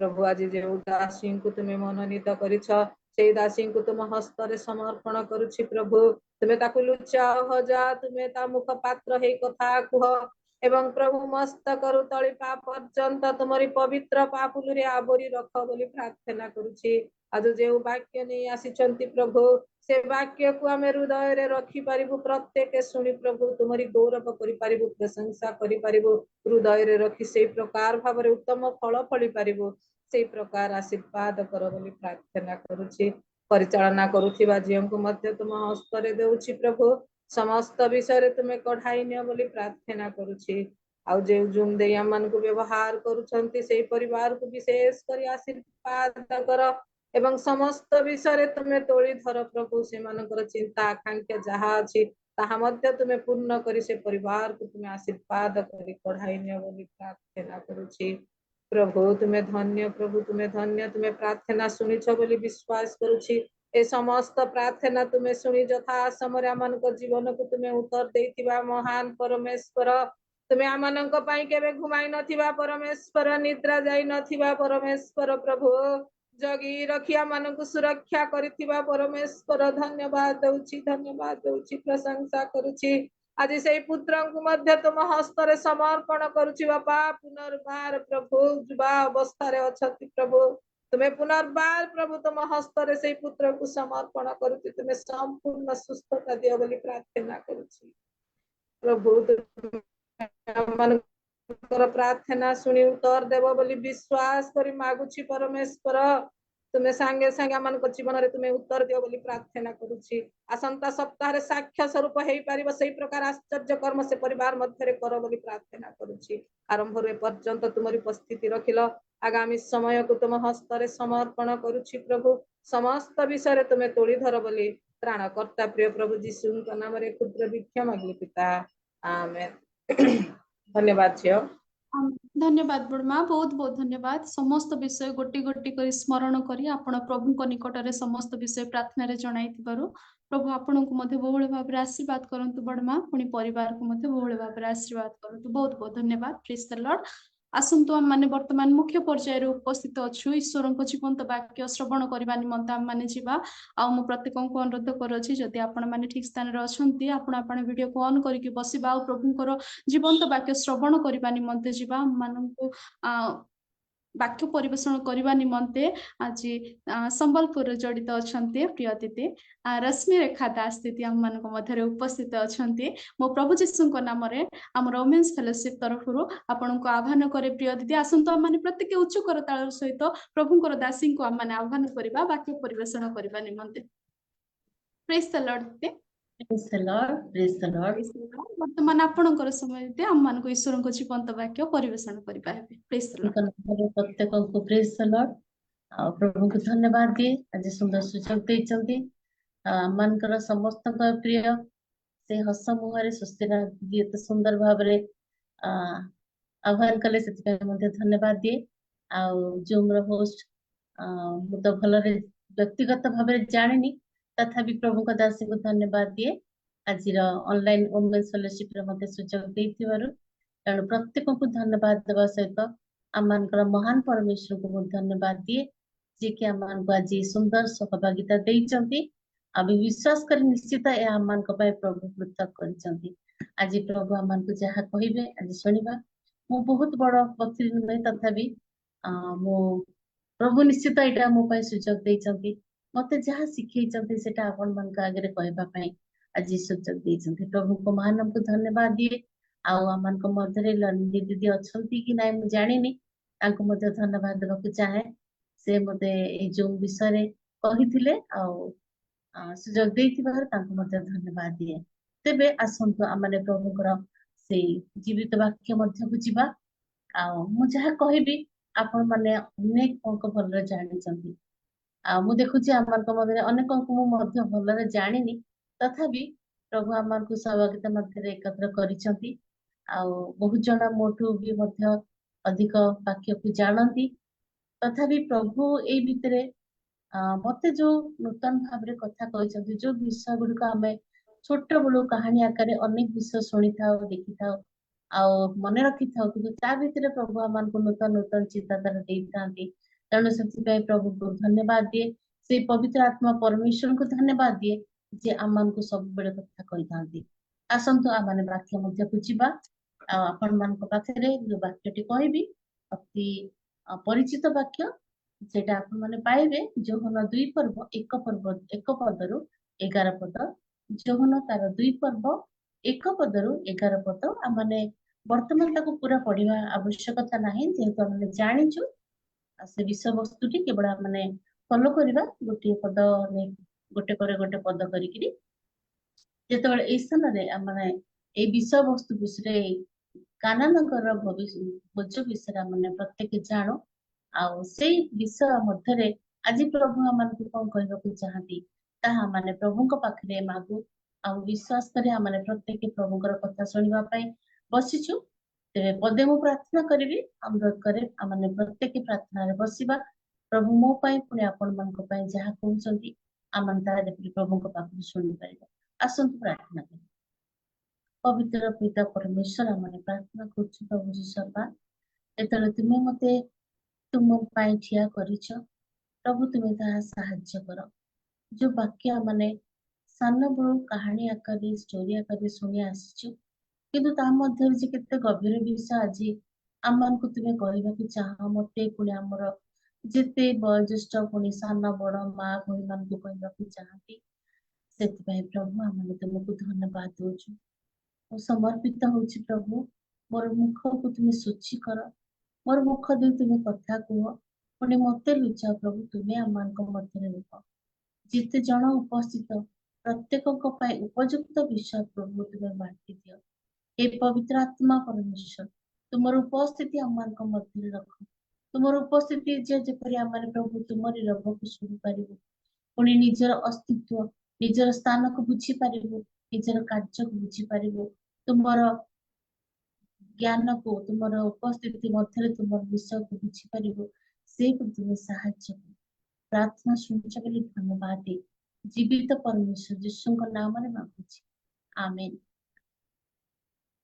ଯେତେବେଳେ ଆମେ এই ବାକ୍ୟ ମଧ୍ୟକୁ ପଢିବା ସମୟରେ ଆମେ ପ୍ରଥମ ପଦରୁ ଦେଖିବା, ଦେଖାଯାଉଛି ଯୋହନ ତାର 2 ପର୍ବ 1 ପଦରୁ 11 ପଦ ମଧ୍ୟରେ ଲେଖାଯାଏ, ତୃତୀୟ ଦିବସରେ ଗାଲିଲୀରେ କାନାରେ ଗୋଟିଏ ବିବାହ ହେଲା। ଆଉ ଯୀଶୁଙ୍କ ମାତା ସେଠାରେ ଥିଲେ। 2 ପଦ ଯୀଶୁ ମଧ୍ୟ ଆପଣା ଶିଷ୍ୟମାନଙ୍କ ସହିତ ସେହି ବିବାହକୁ ନିମନ୍ତ୍ରିତ ହେଲେ। ଯେତେବେଳେ ଆମେ ଏଇ 1 ପଦ 2 ପଦକୁ ଦେଖୁଛୁ, ଏଠି ଗୋଟେ ଗୋଟେ ବିବାହ ବିଷୟରେ ଲେଖାଯାଏ। ଆମମାନେ ମଧ୍ୟ ଜାଣୁ, ଆମମାନେ ମଧ୍ୟ ଅନେକ ଜାଗାରେ ବିବାହ ଜାଗାରେ ନିମନ୍ତ୍ରିତ ହେଇକି ଯାଇଥାଉ। ଆଉ ସେଇପରି ଗୋଟେ ବିବାହ ଭୋଜ ବିଷୟରେ ଲେଖାଯାଏ। ଆଉ ଏଇ ବିବାହ ଭୋଜ ଗୋଟେ କାନା ନଗରରେ ଏଇ ବିବାହ ଭୋଜ ହେଇଛି। ଆମମାନେ ପ୍ରତ୍ୟେକ ଜାଣୁ ଯେ ଏଇଟା ହଉଛି ଯୀଶୁ ଖ୍ରୀଷ୍ଟଙ୍କର ପ୍ରଥମ ଆଶ୍ଚର୍ଯ୍ୟ କର୍ମ ବିଷୟରେ ଆମେ ପ୍ରତ୍ୟେକ ଜାଣୁ। ଆଉ ଏ ଆଶ୍ଚର୍ଯ୍ୟ କର୍ମ ବିଷୟରେ ଆମମାନେ ଆରମ୍ଭରୁ ଶେଷ ପର୍ଯ୍ୟନ୍ତ କାହା ପରେ କଣ ଅଛି ପୁରା ନ କହିଲେ ମଧ୍ୟ ଆମେ ପଦ ହିସାବରେ ଆମେ କହିପାରିବା। ତେବେ ଏଇ ଯୋଉ କାନା ନଗର, ଏଇ କାନା ନଗର ଗୋଟେ ଛୋଟ ଜାଗା, ଆଉ ଗୋଟେ ଛୋଟ ସ୍ଥାନରୁ ପ୍ରଭୁ ତାଙ୍କର କାର୍ଯ୍ୟ, ପ୍ରଭୁ ତାଙ୍କର ଆଶ୍ଚର୍ଯ୍ୟ କ୍ରିୟା ଆଉ ସେ ଆରମ୍ଭ କରିଥିଲେ। ଆଉ ଏ ସମୟ ଆମେ ଦେଖୁଛୁ ଯେ ଏଇ କାନା ନଗର ଏଇ ବିବାହ ଭୋଜରେ ଯୀଶୁଙ୍କ ମାତା ପୁଣି ଯୀଶୁ ଓ ତାଙ୍କ ଶିଷ୍ୟମାନେ ମଧ୍ୟ ନିମନ୍ତ୍ରିତ ହେଇ ଆସିଛନ୍ତି। 2 ପଦରେ, 2ଟା ଯାକ ପଦରେ, ପ୍ରଥମ ପଦରେ ଯୀଶୁଙ୍କ ମାତା ସେଠାରେ ଥିଲେ ବୋଲି ଲେଖାଯାଉଛି। 2ୟ ପଦରେ ଲେଖାଯାଉଛି ଯୀଶୁ ତାଙ୍କ ଶିଷ୍ୟମାନଙ୍କ ସହିତ ନିମନ୍ତ୍ରିତ ଥିଲେ ବୋଲି ଲେଖାଯାଉଛି। ଏଇ 2 ପଦକୁ ଦେଖିଲେ ଆମେ ଗୋଟେ ଜିନିଷ ବିଶେଷରେ ଜାଣିପାରୁଛୁ ଯେ ଯୀଶୁଙ୍କ ମାତା ସେଇ ସ୍ଥାନରେ ଥିଲେ, ଅର୍ଥାତ୍ ସେ ପରିବାର ସହିତ ଯୀଶୁଙ୍କର ମାତାଙ୍କର ଆଗରୁ ପରିଚୟ ଥିଲା, ଆଉ ସେଥିପାଇଁ ସେ ସ୍ଥାନରେ ଥିଲେ। ଆଉ ସେଇ ସ୍ଥାନରେ ତାହାଙ୍କ ସହିତ ଯୀଶୁ ନ ଯାଇକି ଯୀଶୁ ତାଙ୍କ ଶିଷ୍ୟମାନଙ୍କ ସହିତ ସେ ସ୍ଥାନରେ ନିମନ୍ତ୍ରିତ ହଉଛନ୍ତି। ଆମେ ଜାଣୁ ବାକ୍ୟରେ ଆମକୁ କହିଛନ୍ତି, ଯୀଶୁ କହିଛନ୍ତି ଯେ ମୋର ବାକ୍ୟ ଶୁଣେ, ଯେ ମୋର ଆଜ୍ଞା ପାଳନ କରେ, ସେମାନେ ମୋର ଭାଇ ଓ ଭଉଣୀ। ଆଉ ଶିଷ୍ୟମାନେ ପ୍ରତ୍ୟେକ ସମୟରେ ଯୀଶୁଙ୍କ ସହିତରେ ରହୁଥିଲେ, ଆଉ ଶିଷ୍ୟମାନଙ୍କ ସହିତ ମଧ୍ୟ ସେ ସ୍ଥାନରେ ସେ ନିମନ୍ତ୍ରିତ ହେଇକି ଯାଇଛନ୍ତି। ଆଉ ଯେତେବେଳେ ନିମନ୍ତ୍ରିତ ହେଇ ଯାଇଛନ୍ତି, ଆମେ ଜାଣୁ ଯୋଉ ବିବାହ ଭୋଜରେ ଆମେ ନିମନ୍ତ୍ରିତ ହେଇକି ଯାଉ, ଆମେ ସେ ସ୍ଥାନରେ ନିଶ୍ଚିତ ଗୋଟେ ସମ୍ମାନୀୟ ବ୍ୟକ୍ତି ଭାବରେ ଯାଇଥାଉ। ଆଉ ସେ ସ୍ଥାନରେ ଆମକୁ ସମ୍ମାନର ସହିତ ସେମାନେ ପାଛୋଟି ନେଇଥାନ୍ତି, ଆଉ ଆମେ ସେ ନିମନ୍ତ୍ରଣ ରକ୍ଷା କରି ସେ ସ୍ଥାନକୁ ଯାଉ। ଆଉ ବିବାହ ଭୋଜରେ ବିବାହ ଭୋଜ ଦେଇଥିବା ବ୍ୟକ୍ତି ବା ବ୍ୟକ୍ତି ବିଶେଷ ଆମ ସମସ୍ତଙ୍କର ଅତି ସମ୍ମାନର ସହିତ ସେ ସ୍ଥାନରେ ନିମନ୍ତ୍ରଣ କରିଥାନ୍ତି। ଆଉ ଏଠି ମଧ୍ୟ ଆମେ ଦେଖୁଛୁ ଯୀଶୁ ତାଙ୍କର ଶିଷ୍ୟମାନଙ୍କ ସହିତ ସେ ସ୍ଥାନରେ ମଧ୍ୟ ନିମନ୍ତ୍ରିତ ହେଇଛନ୍ତି। ଆଉ ଲେଖାଯାଏ 3 ପଦରେ, ପରେ ଦ୍ରାକ୍ଷାରସ ସରିଯିବାରୁ ଯୀଶୁଙ୍କ ମାତା ତାହାଙ୍କୁ କହିଲେ, ସେମାନଙ୍କ ଦ୍ରାକ୍ଷାରସ ନାହିଁ।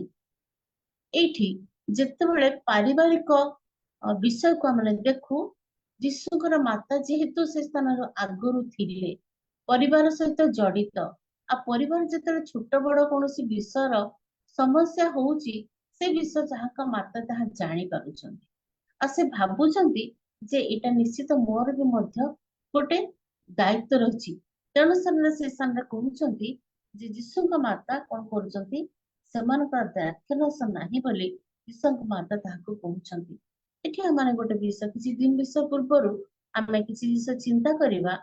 ଆମମାନଙ୍କର ବାଇବଲର ହିବ୍ରୁ ଭର୍ସନ ଅନୁସାରେ ଦେଖାଯାଉଛି ଯେ ଏଇ କାନା ନଗରରେ ଆଉ ଏଇ ଯୋଉ ବିବାହ ଭୋଜ, ସେ ସମୟରେ ସେମାନଙ୍କର ରୀତି ଅନୁସାରେ ବିବାହ ଭୋଜର ଯୋଉ ସେରିମୋନିଆଲ ଯୋଉ ବିଷୟ ଗୁଡିକ ସେମାନଙ୍କର ସେମାନେ କରୁଥାନ୍ତି, ପ୍ରାୟ 7 ଦିନ ପର୍ଯ୍ୟନ୍ତ ତାଙ୍କର ଏଇ ଭୋଜର ଆୟୋଜନ ଗୁଡିକ ବା ତାର ସମସ୍ତ ଆନନ୍ଦ ଗୁଡିକ ସେମାନେ କଣ କରନ୍ତି, 7 ଦିନ ପର୍ଯ୍ୟନ୍ତ ସେମାନେ ପ୍ରିପେୟାର କରନ୍ତି ବା କରିଥାନ୍ତି। ସେ ସେରିମୋନିକୁ ସେମାନେ ମାନେ ତାକୁ ପାଳନ କରନ୍ତି, ତାଙ୍କର ତାହା ସେଇଟା ଟ୍ରାଡିସନ ଥିଲା। ଆଉ ସେ ଟ୍ରାଡିସନଟା ଯଦି ଦେଖାଯାଏ, ବିବ୍ଲିକାଲି କୁହାଯାଏ ଯେ ଯାକୋବ ଏବଂ ଲେୟାଙ୍କର ଯେତେବେଳେ ବିବାହ ହେଲା, ସେଇ ସମୟରୁ ସେଇ ରୀତି ଚାଲି ଆସୁଥିଲା। ଆଉ ଯେତେବେଳେ ସେମାନେ ସେ ରୀତି ପାଳନ କରନ୍ତି, ଆଉ ସେ ରୀତି ଗୁଡାକରେ ଦ୍ରାକ୍ଷାରସ ଅତି ଗୁରୁତ୍ୱପୂର୍ଣ୍ଣ ବିଷୟ ରହୁଥିଲା। ଆଉ ସେ ଦ୍ରାକ୍ଷାରସରୁ ସେମାନେ ଜାଣିପାରୁଥିଲେ ବିବାହ ଭୋଜ ନିମନ୍ତ୍ରଣ କରିଥିବା ବ୍ୟକ୍ତି ବିଶେଷର କୋଉ ଷ୍ଟାଣ୍ଡାର୍ଡ ରହୁଥିଲା, କୋଉ ଲେବଲର ସେମାନଙ୍କର ସାମାଜିକ ଅବସ୍ଥା ଥିଲା, ତାହା ସେମାନେ ଜାଣିପାରୁଥିଲେ। ଆଉ ଯଦି ଜିଓଗ୍ରାଫିର ଇଏ ଦେଖୁ, ତାହେଲେ କାନା ନଗରରେ ପ୍ରକୃତିରେ ସେତେବେଳେ ଦ୍ରାକ୍ଷାରସ ପ୍ରଡକ୍ସନ ହଉଥିଲା। ଆଉ ସେଇ ସ୍ଥାନରୁ ତିଆରି ହେଇକି ସବୁ ଜାଗାକୁ ସେମାନେ ଡିଷ୍ଟ୍ରିବ୍ୟୁଟ କରୁଥିଲେ। ଆଉ ସେଥିପାଇଁ ସେ ଜାଗା ବହୁତ ଗୁରୁତ୍ୱପୂର୍ଣ୍ଣ ଥିଲା। ଯଦିବା ଛୋଟ ଜାଗା ଥିଲା, ଯଦିବା ବହୁତ ବଡ ଜାଗା କିମ୍ବା ବହୁତ ବିଜନେସ ବିଷୟ ସେ ସେତେବେଳେ ମାନେ ସେତିକି ତାର ନାଁ ହେଇନଥିଲା, ତଥାପି ଦ୍ରାକ୍ଷରସ ଯେହେତୁ ସେଇଠୁ ତିଆରି ହେଇକି ସବୁ ଜାଗାକୁ ଯାଉଥିଲା, ତେଣୁ ସେଇ ସ୍ଥାନର ନାଁ ମଧ୍ୟ ବହୁତ ଖ୍ୟାତ ଥିଲା। ଆଉ ଯେତେବେଳେ ବିବାହ ଭୋଜରେ ନିମନ୍ତ୍ରଣ କରିଥିବା ବିବାହ ଭୋଜର କର୍ତ୍ତାଙ୍କ ବିଷୟରେ ଯେତେବେଳେ ଆମେ ଦେଖୁ ଯେ ସେ ଗୋଟେ ଗଣ୍ୟମାନ୍ୟ ବ୍ୟକ୍ତି ଥିଲେ। ଆଉ ସେତେବେଳେ ଦେଖୁଛୁ ଯେ 3 ପଦରେ ଯେତେବେଳେ ଲେଖା ଅଛି, ପରେ ଦ୍ରାକ୍ଷାରସ ସରିଯିବାରୁ ଯୀଶୁଙ୍କ ମାତା ତାହାଙ୍କୁ କହିଲେ ସେମାନଙ୍କର ଦ୍ରାକ୍ଷାରସ ନାହିଁ। 4 ପଦରେ ସେଥିରେ ଯୀଶୁ ତାଙ୍କୁ କହିଲେ, ଗୋ ନାରୀ, ମୋତେ କାହିଁକି ଏଥିରେ ଜଡିତ କରୁଅଛ? ମୋର ସମୟ ଏପର୍ଯ୍ୟନ୍ତ ଉପସ୍ଥିତ ହେଇନାହିଁ। ଗୋଟେ ଯୀଶୁ ଓ ତାଙ୍କ ମାତା, ଗୋଟେ ମା ଏବଂ ପୁଅର ସମ୍ପର୍କ ଆମେ ଦେଖୁଛୁ। କିନ୍ତୁ ଯେତେବେଳେ ଯୀଶୁ ଜନ୍ମ ହେଲେ, ପବିତ୍ର ଆତ୍ମାଙ୍କର କର୍ତ୍ତୃତ୍ୱରେ ଯୀଶୁଙ୍କର ଜନ୍ମ ହେଇଥିଲା ମରିୟମଙ୍କ ଠାରୁ। ଆଉ ମରିୟମ ମଧ୍ୟ ଜାଣନ୍ତି ଯେ ତାଙ୍କ ପୁତ୍ର ଈଶ୍ୱରଙ୍କ ପୁତ୍ର, ସେ ଯେ ମନୁଷ୍ୟ ସହିତ ଈଶ୍ୱରଙ୍କ ପୁତ୍ର, ଆଉ ସେ କେବଳ ମନୁଷ୍ୟ ନଥିଲେ, ସେ ଈଶ୍ୱର ଥିଲେ। ତେଣୁ ଯେତେବେଳେ ତାଙ୍କୁ ଯୀଶୁ ଗୋଟେ ସମ୍ବୋଧନ କରୁଛନ୍ତି, ଗୋ ନାରୀ, ମୋତେ କାହିଁକି ଏଥିରେ ଜଡିତ କରୁଅଛ? ଯଦି ଆଜି ଆମ ସମାଜରେ ବା ଆମ ପରିବାରରେ ଯଦି ଆମ ପୁଅ ଝିଅ ଯଦି ସେଇ ପ୍ରକାର କଥା କହନ୍ତି, ତାହେଲେ ଆମେ କଣ ଭାବିବା? ଆମେ ହୁଏତ ତାକୁ ଗ୍ରହଣ କରିପାରିବାନି। କିନ୍ତୁ ଏ ସ୍ଥାନରେ ମରିୟମ ଯେହେତୁ ଈଶ୍ୱରଙ୍କର ପୁତ୍ରଙ୍କର ମାତା ଭାବରେ, ସେ ଈଶ୍ୱରଙ୍କର ପୁତ୍ର ଭାବରେ ସେ ପ୍ରତ୍ୟେକ ଜାଗାରେ ସେ ନିଜକୁ ଜାଣିଛନ୍ତି କିମ୍ବା ଗ୍ରହଣ କରିଛନ୍ତି। ଆଉ ଯେତେବେଳେ ଯୀଶୁ ତାଙ୍କୁ କହୁଛନ୍ତି, ଗୋ ନାରୀ, ମୋତେ ଏଥିରେ ଜଡିତ କରୁଅଛ, ମୋର ସମୟ ଉପସ୍ଥିତ ହେଇନାହିଁ, ତାର ଅର୍ଥ ଯୀଶୁ ତାଙ୍କ ମାତାଙ୍କୁ ଏଇଟା କହିବାକୁ ଚାହାନ୍ତି ଯେ ମୋର ସମୟ ଅନୁସାରେ ମୁଁ କାର୍ଯ୍ୟ କରେ। ଆଉ ମା ଭାବରେ ସେ ଜାଣିଛନ୍ତି ତାଙ୍କ ପୁତ୍ର କଣ କରିପାରିବେ, ଆଉ ସେଥିପାଇଁ ସେ ସାଙ୍ଗେ ସାଙ୍ଗେ ଆସିକି ଦ୍ରାକ୍ଷାରସର ଅଭାବ ବିଷୟରେ ତାଙ୍କ ପୁଅକୁ କହୁଛନ୍ତି। ଆମେ ଯଦି ଏଇ କନଭରସେସନ କୁ ଯଦି ଆଜି ଆମ ପିଲାମାନଙ୍କ ସହିତ ଯଦି ଆମେ ତାକୁ କମ୍ପେୟାର କରିବା, ତାହେଲେ ଏଇଟା ହୁଏତ ଆମମାନଙ୍କ ପାଖରେ ଗ୍ରହଣୀୟ ହେଇପାରିବ ନାହିଁ। ସେଇ ସମ୍ବୋଧନ ବା ସେଇ କନଭରସେସନ ଆମମାନଙ୍କ ପାଖରେ ଗ୍ରହଣୀୟ ହେଇପାରିବ ନାହିଁ। କିନ୍ତୁ ଆତ୍ମିକ ଭାବରେ ପ୍ରଭୁ ଯୀଶୁ ତାଙ୍କ ମାତାଙ୍କ ସହିତ ଯୋଉ ପ୍ରକାର କଥାବାର୍ତ୍ତା କରୁଛନ୍ତି, ଯୋଉ ପ୍ରକାର ତାର ଉତ୍ତର ଦଉଛନ୍ତି, ସେଇଟା ନିଶ୍ଚିତ ଭାବରେ ଗୋଟେ ଐଶ୍ୱରିକ ଶକ୍ତି ବା ଐଶ୍ୱରିକ ଅସ୍ତିତ୍ୱକୁ ବୁଝାଏ। ଆଉ ଯେତେବେଳେ ସେଇ ସମୟ ଏପର୍ଯ୍ୟନ୍ତ ଉପସ୍ଥିତ ହୋଇନାହିଁ, ଯେତେବେଳେ କହୁଛନ୍ତି ଯୀଶୁ, ସେତେବେଳେ ତାଙ୍କ ମାତା କଣ କରୁଛନ୍ତି ନା 5 ପଦରେ ତାହାଙ୍କ ମାତା ପରିଚାରକ ମାନଙ୍କୁ କହିଲେ, ସେ ତୁମ୍ଭମାନଙ୍କୁ ଯାହା କିଛି କହନ୍ତି ତାହା କର। ଗୋଟେ ଆଶ୍ଚର୍ଯ୍ୟ ଷ୍ଟେଟମେଣ୍ଟ ଏଠି। ଗୋଟେ ବିବାହ ଭୋଜରେ ଯୀଶୁଙ୍କ ମାତା, ଯୀଶୁ ତାଙ୍କ ଶିଷ୍ୟମାନେ ନିମନ୍ତ୍ରିତ ହେଇକି ଯାଇଛନ୍ତି। ଆଉ ଯେତେବେଳେ ଦ୍ରାକ୍ଷାରସ ସରିଯାଉଛି, ଯୀଶୁଙ୍କ ମାତା ଯୀଶୁଙ୍କୁ ତାଙ୍କର ପରିଚାରକ ମାନଙ୍କୁ କହୁଛନ୍ତି ଯେ ସେ ତୁମକୁ ଯାହା କିଛି କହନ୍ତି ତୁମେ ତାହା କର। ତେବେ ବିବାହ ଭୋଜର ଦ୍ରାକ୍ଷାରସ ସରିଗଲେ ସେ ଦ୍ରାକ୍ଷାରସ କିଏ ଆଣିବା କଥା? ସେ ନିମନ୍ତ୍ରଣ କରିଥିବା ବିବାହ ଭୋଜର କର୍ତ୍ତା ଯିଏକି ଦେବା କଥା। କିନ୍ତୁ ଏଇ ସ୍ଥାନରେ ଆମେ ଦେଖୁଛୁ ଯୀଶୁ ତାହାଙ୍କର ପରିଚାରକ ମାନଙ୍କୁ କହୁଛନ୍ତି ଯେ ଯୀଶୁ ଯାହା କହନ୍ତି ସେଇଟା ତୁମେ କର। ଗୋଟେ ଆଶ୍ଚର୍ଯ୍ୟ ପ୍ରକାର କଥା। ବର୍ତ୍ତମାନ ଯଦି ଆମେ ପ୍ରାକ୍ଟିକାଲି ଯଦି ଦେଖୁ, ଗୋଟେ ବିବାହ ଭୋଜିକୁ ଆମେ ଯାଇଥିବା, ସେ ସ୍ଥାନରେ କିଛି ଜିନିଷ ଅଭାବ ହବା, ଆମେ ସେଇ ଗୃହର ଅଧ୍ୟକ୍ଷଙ୍କୁ କହିବା। ଯେତେବେଳେ ଅଭାବ ଆସେ ଆମେ ଆଉ କାହାକୁ କହିନଥାଉ, କିନ୍ତୁ ଆଶ୍ଚର୍ଯ୍ୟ ଈଶ୍ୱରଙ୍କର ଯୋଜନା ସେଇ ବିବାହ ଭୋଜ, ଯାହା ଦ୍ଵାରା କି ପ୍ରଭୁ କିଛି ତାଙ୍କର ଯୋଜନା ରଖିଥିଲେ ସେ ସ୍ଥାନରେ କରିବା ପାଇଁ। କେବଳ ଗୋଟେ ଅତି ସାଧାରଣ ଆଶ୍ଚର୍ଯ୍ୟ କର୍ମ ନଥିଲା, କ୍ରିୟା ନଥିଲା, ତା ପଛରେ ଅନେକଙ୍କର ଦାୟିତ୍ୱ, ଅନେକଙ୍କର କାର୍ଯ୍ୟ ଥିଲା। ଯେତେବେଳେ ଆମେ ଏଇ ଜୁମରେ ବସିଛୁ, ଏଇ ଜୁମରେ ମୁଁ ଦେଖୁଥିଲି ଯେ ଜଣେ ଭଉଣୀ ପ୍ରାର୍ଥନା କରୁଛନ୍ତି, ଜଣେ ଭଉଣୀ ପରିଚାଳନା କରୁଛନ୍ତି, ଜଣେ ଭଉଣୀ ଗୀତରେ ବର୍ଷିପରେ କଢେଇ ନେଉଛନ୍ତି। ସମସ୍ତେ କିଛି କିଛି ପରିଚାଳନା ଦାୟିତ୍ୱ ନେଇଛି। ଆଉ ଏଇ ସବୁ ପରିଚାଳନା ଗୁଡାକ ମିଶିକିରି ପ୍ରଭୁଙ୍କର ଗୋଟେ ସହଭାଗିତା ତିଆରି ହେଉଛି। ଆଉ ଏଇ ବିବାହ ଭୋଜରେ ମଧ୍ୟ ଗୋଟେ ସହଭାଗିତା ଥିଲା।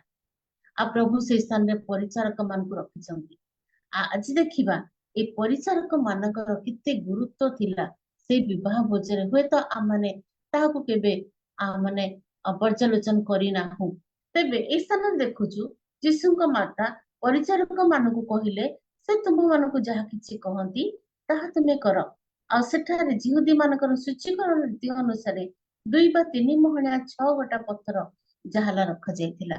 ଆଉ ଯୀଶୁ ସେତେବେଳେ ଯାଇକି କଣ କରୁଛନ୍ତି, ଯେତେବେଳେ ମାଙ୍କ ସହିତ କଥା ହେଲା ପରେ ଯୀଶୁଙ୍କ ମାତା ସେ ପରିଚାରକ ମାନଙ୍କୁ କହୁଛନ୍ତି ତୁମେ ଅଧ୍ୟକ୍ଷଙ୍କୁ ନ କହିକି ଯୀଶୁ ତୁମକୁ ଯାହା କହୁଛନ୍ତି ତୁମେ ତାହା କର। ତେବେ ଆଶ୍ଚର୍ଯ୍ୟ, ସେ ପରିଚାରକ ମାନେ ଆଜି ସେମାନେ ଅଧ୍ୟକ୍ଷଙ୍କ ମାନ କଥାକୁ ମାନିବା ଜାଗାରେ ଆଉ ସେମାନେ କିନ୍ତୁ ଯୀଶୁଙ୍କ କଥାକୁ ମାନୁଛନ୍ତି। ଏଇଟା ଗୋଟେ ଆଶ୍ଚର୍ଯ୍ୟ ଈଶ୍ୱରଙ୍କ ଯୋଜନା।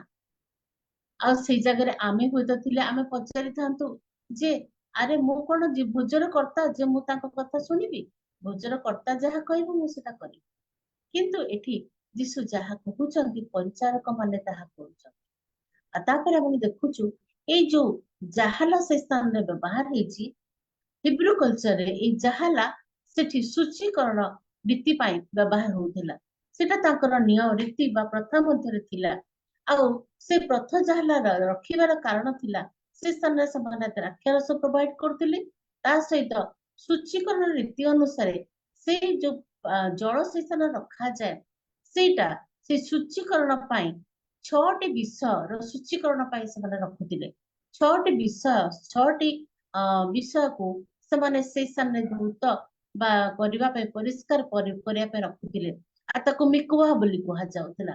ଆଉ ମିକୁଆରେ ତାଙ୍କର 6ଟି ବିଷୟ ଆମମାନଙ୍କର ପ୍ରତ୍ୟେକ ମନୁଷ୍ୟ ବା ପ୍ରତ୍ୟେକ ଯେତେ ଜଣ ନିମନ୍ତ୍ରିତ ଥାନ୍ତି ପ୍ରତ୍ୟେକ ବ୍ୟକ୍ତିଙ୍କର ତାଙ୍କର ଆଣ୍ଠୁ, ପାଦ, ହାତ, ପୁଣି କହୁଣୀ, ପୁଣି ନାକ, ପୁଣି ତାଙ୍କର କପାଳ, ଏଇ 6ଟି ସ୍ଥାନ 6ଟି ଅଙ୍ଗର ଆମମାନଙ୍କ ଶରୀର 6ଟି ସ୍ଥାନର ସୂଚୀ ନିମନ୍ତେ ସେମାନେ ବ୍ୟବହାର କରୁଥିଲେ। ଆଉ ତେଣୁ କରି ବିବାହ ଭୋଜନ ନିମନ୍ତ୍ରିତ ବ୍ୟକ୍ତି ମାନଙ୍କର ସୂଚୀକରଣ ଯେ ବିବାହ ସ୍ଥାନରେ ଉପଯୁକ୍ତ ଥିଲା ତାହା ସେଥିପାଇଁ ସେମାନେ ତାହା ବ୍ୟବହାର କରୁଥିଲେ। ଆଉ ଯେତେବେଳେ ମୁଁ ଏଇ ବିଷୟଟି ପଢୁଥିଲି ଆମମାନେ ଯେତେବେଳେ ଏଇ ଜାହାଲାକୁ ଦେଖୁ ଆଉ ଜାହାଲାରେ ସେତେବେଳେ ପ୍ରଭୁ ଯୀଶୁ କହୁଛନ୍ତି, ଯୀଶୁ ସେମାନଙ୍କୁ କହୁଛନ୍ତି 7 ପଦରେ ଜାହାଲା ଗୁଡିକ ପାଣିରେ ଭର୍ତ୍ତି କର, ସେଥିରେ ସେମାନେ ସେଇ ସବୁ ଖଣ୍ଡ ପର୍ଯ୍ୟନ୍ତ ଭର୍ତ୍ତି କଲେ। କେତେ ଆଶ୍ଚର୍ଯ୍ୟ ଈଶ୍ୱରଙ୍କର ବାକ୍ୟ ଆଉ ଈଶ୍ୱରଙ୍କ ଯୋଜନା। ଦ୍ରାକ୍ଷରସର ଅଭାବ ଅଛି କିନ୍ତୁ ଯୀଶୁ ପରିଚାରକ ମାନଙ୍କୁ କହୁଛନ୍ତି ତୁମେ ଜାହାଲାରେ ପାଣି ଭର୍ତ୍ତି କର। ଆଜି ଆମମାନଙ୍କ ଜୀବନରେ ଯଦି ପ୍ରଭୁ ଆଜି କହିଥାନ୍ତେ ତୁମର ଦ୍ରାକ୍ଷରସ ନାହିଁ ତୁମେ ପାଣି ଭର୍ତ୍ତି କର, ଆମେ ନିଶ୍ଚିତ ପଚାରିଥାନ୍ତୁ ପ୍ରଭୁ ଦ୍ରାକ୍ଷରସ ଦରକାର, ପାଣି ଦରକାର ନାହିଁ। କିନ୍ତୁ ସେ ସ୍ଥାନରେ ପ୍ରଭୁ ଚାହିଁଥିଲେ ସାଙ୍ଗେ ସାଙ୍ଗେ ଦ୍ରାକ୍ଷରସ ପୂର୍ଣ୍ଣ ଦ୍ରାକ୍ଷରସ ଜାହାଲା ସେ ସ୍ଥାନରେ ପ୍ରଭୁ ପ୍ରୋଭାଇଡ କରିପାରିଥାନ୍ତେ। କିନ୍ତୁ ଏ ସ୍ଥାନରେ ଆମେ ଦେଖୁଛୁ ଯୀଶୁଙ୍କର ଈଶ୍ୱରଙ୍କର ମହିମା ପାଇଁ ଈଶ୍ୱରଙ୍କ ଯୋଜନା ସକାଶୁ ସେ ସ୍ଥାନରେ ଦ୍ରାକ୍ଷରସର ଅଭାବ, ସେ ସ୍ଥାନରେ ପଥର ଜାହାଲର ଆବଶ୍ୟକତା, ପୁଣି ସେ ସ୍ଥାନରେ ପରିଚାରକ ମାନଙ୍କର ଉପସ୍ଥିତି ଯେ କେତେ ଆବଶ୍ୟକତା ଆଜି ଆମେ ଦେଖିବା। ଆଜି ଆମମାନଙ୍କୁ ପ୍ରଭୁ ତାଙ୍କର ପରିଚାରକ କରିବା ପାଇଁ ଇଚ୍ଛା କରନ୍ତି।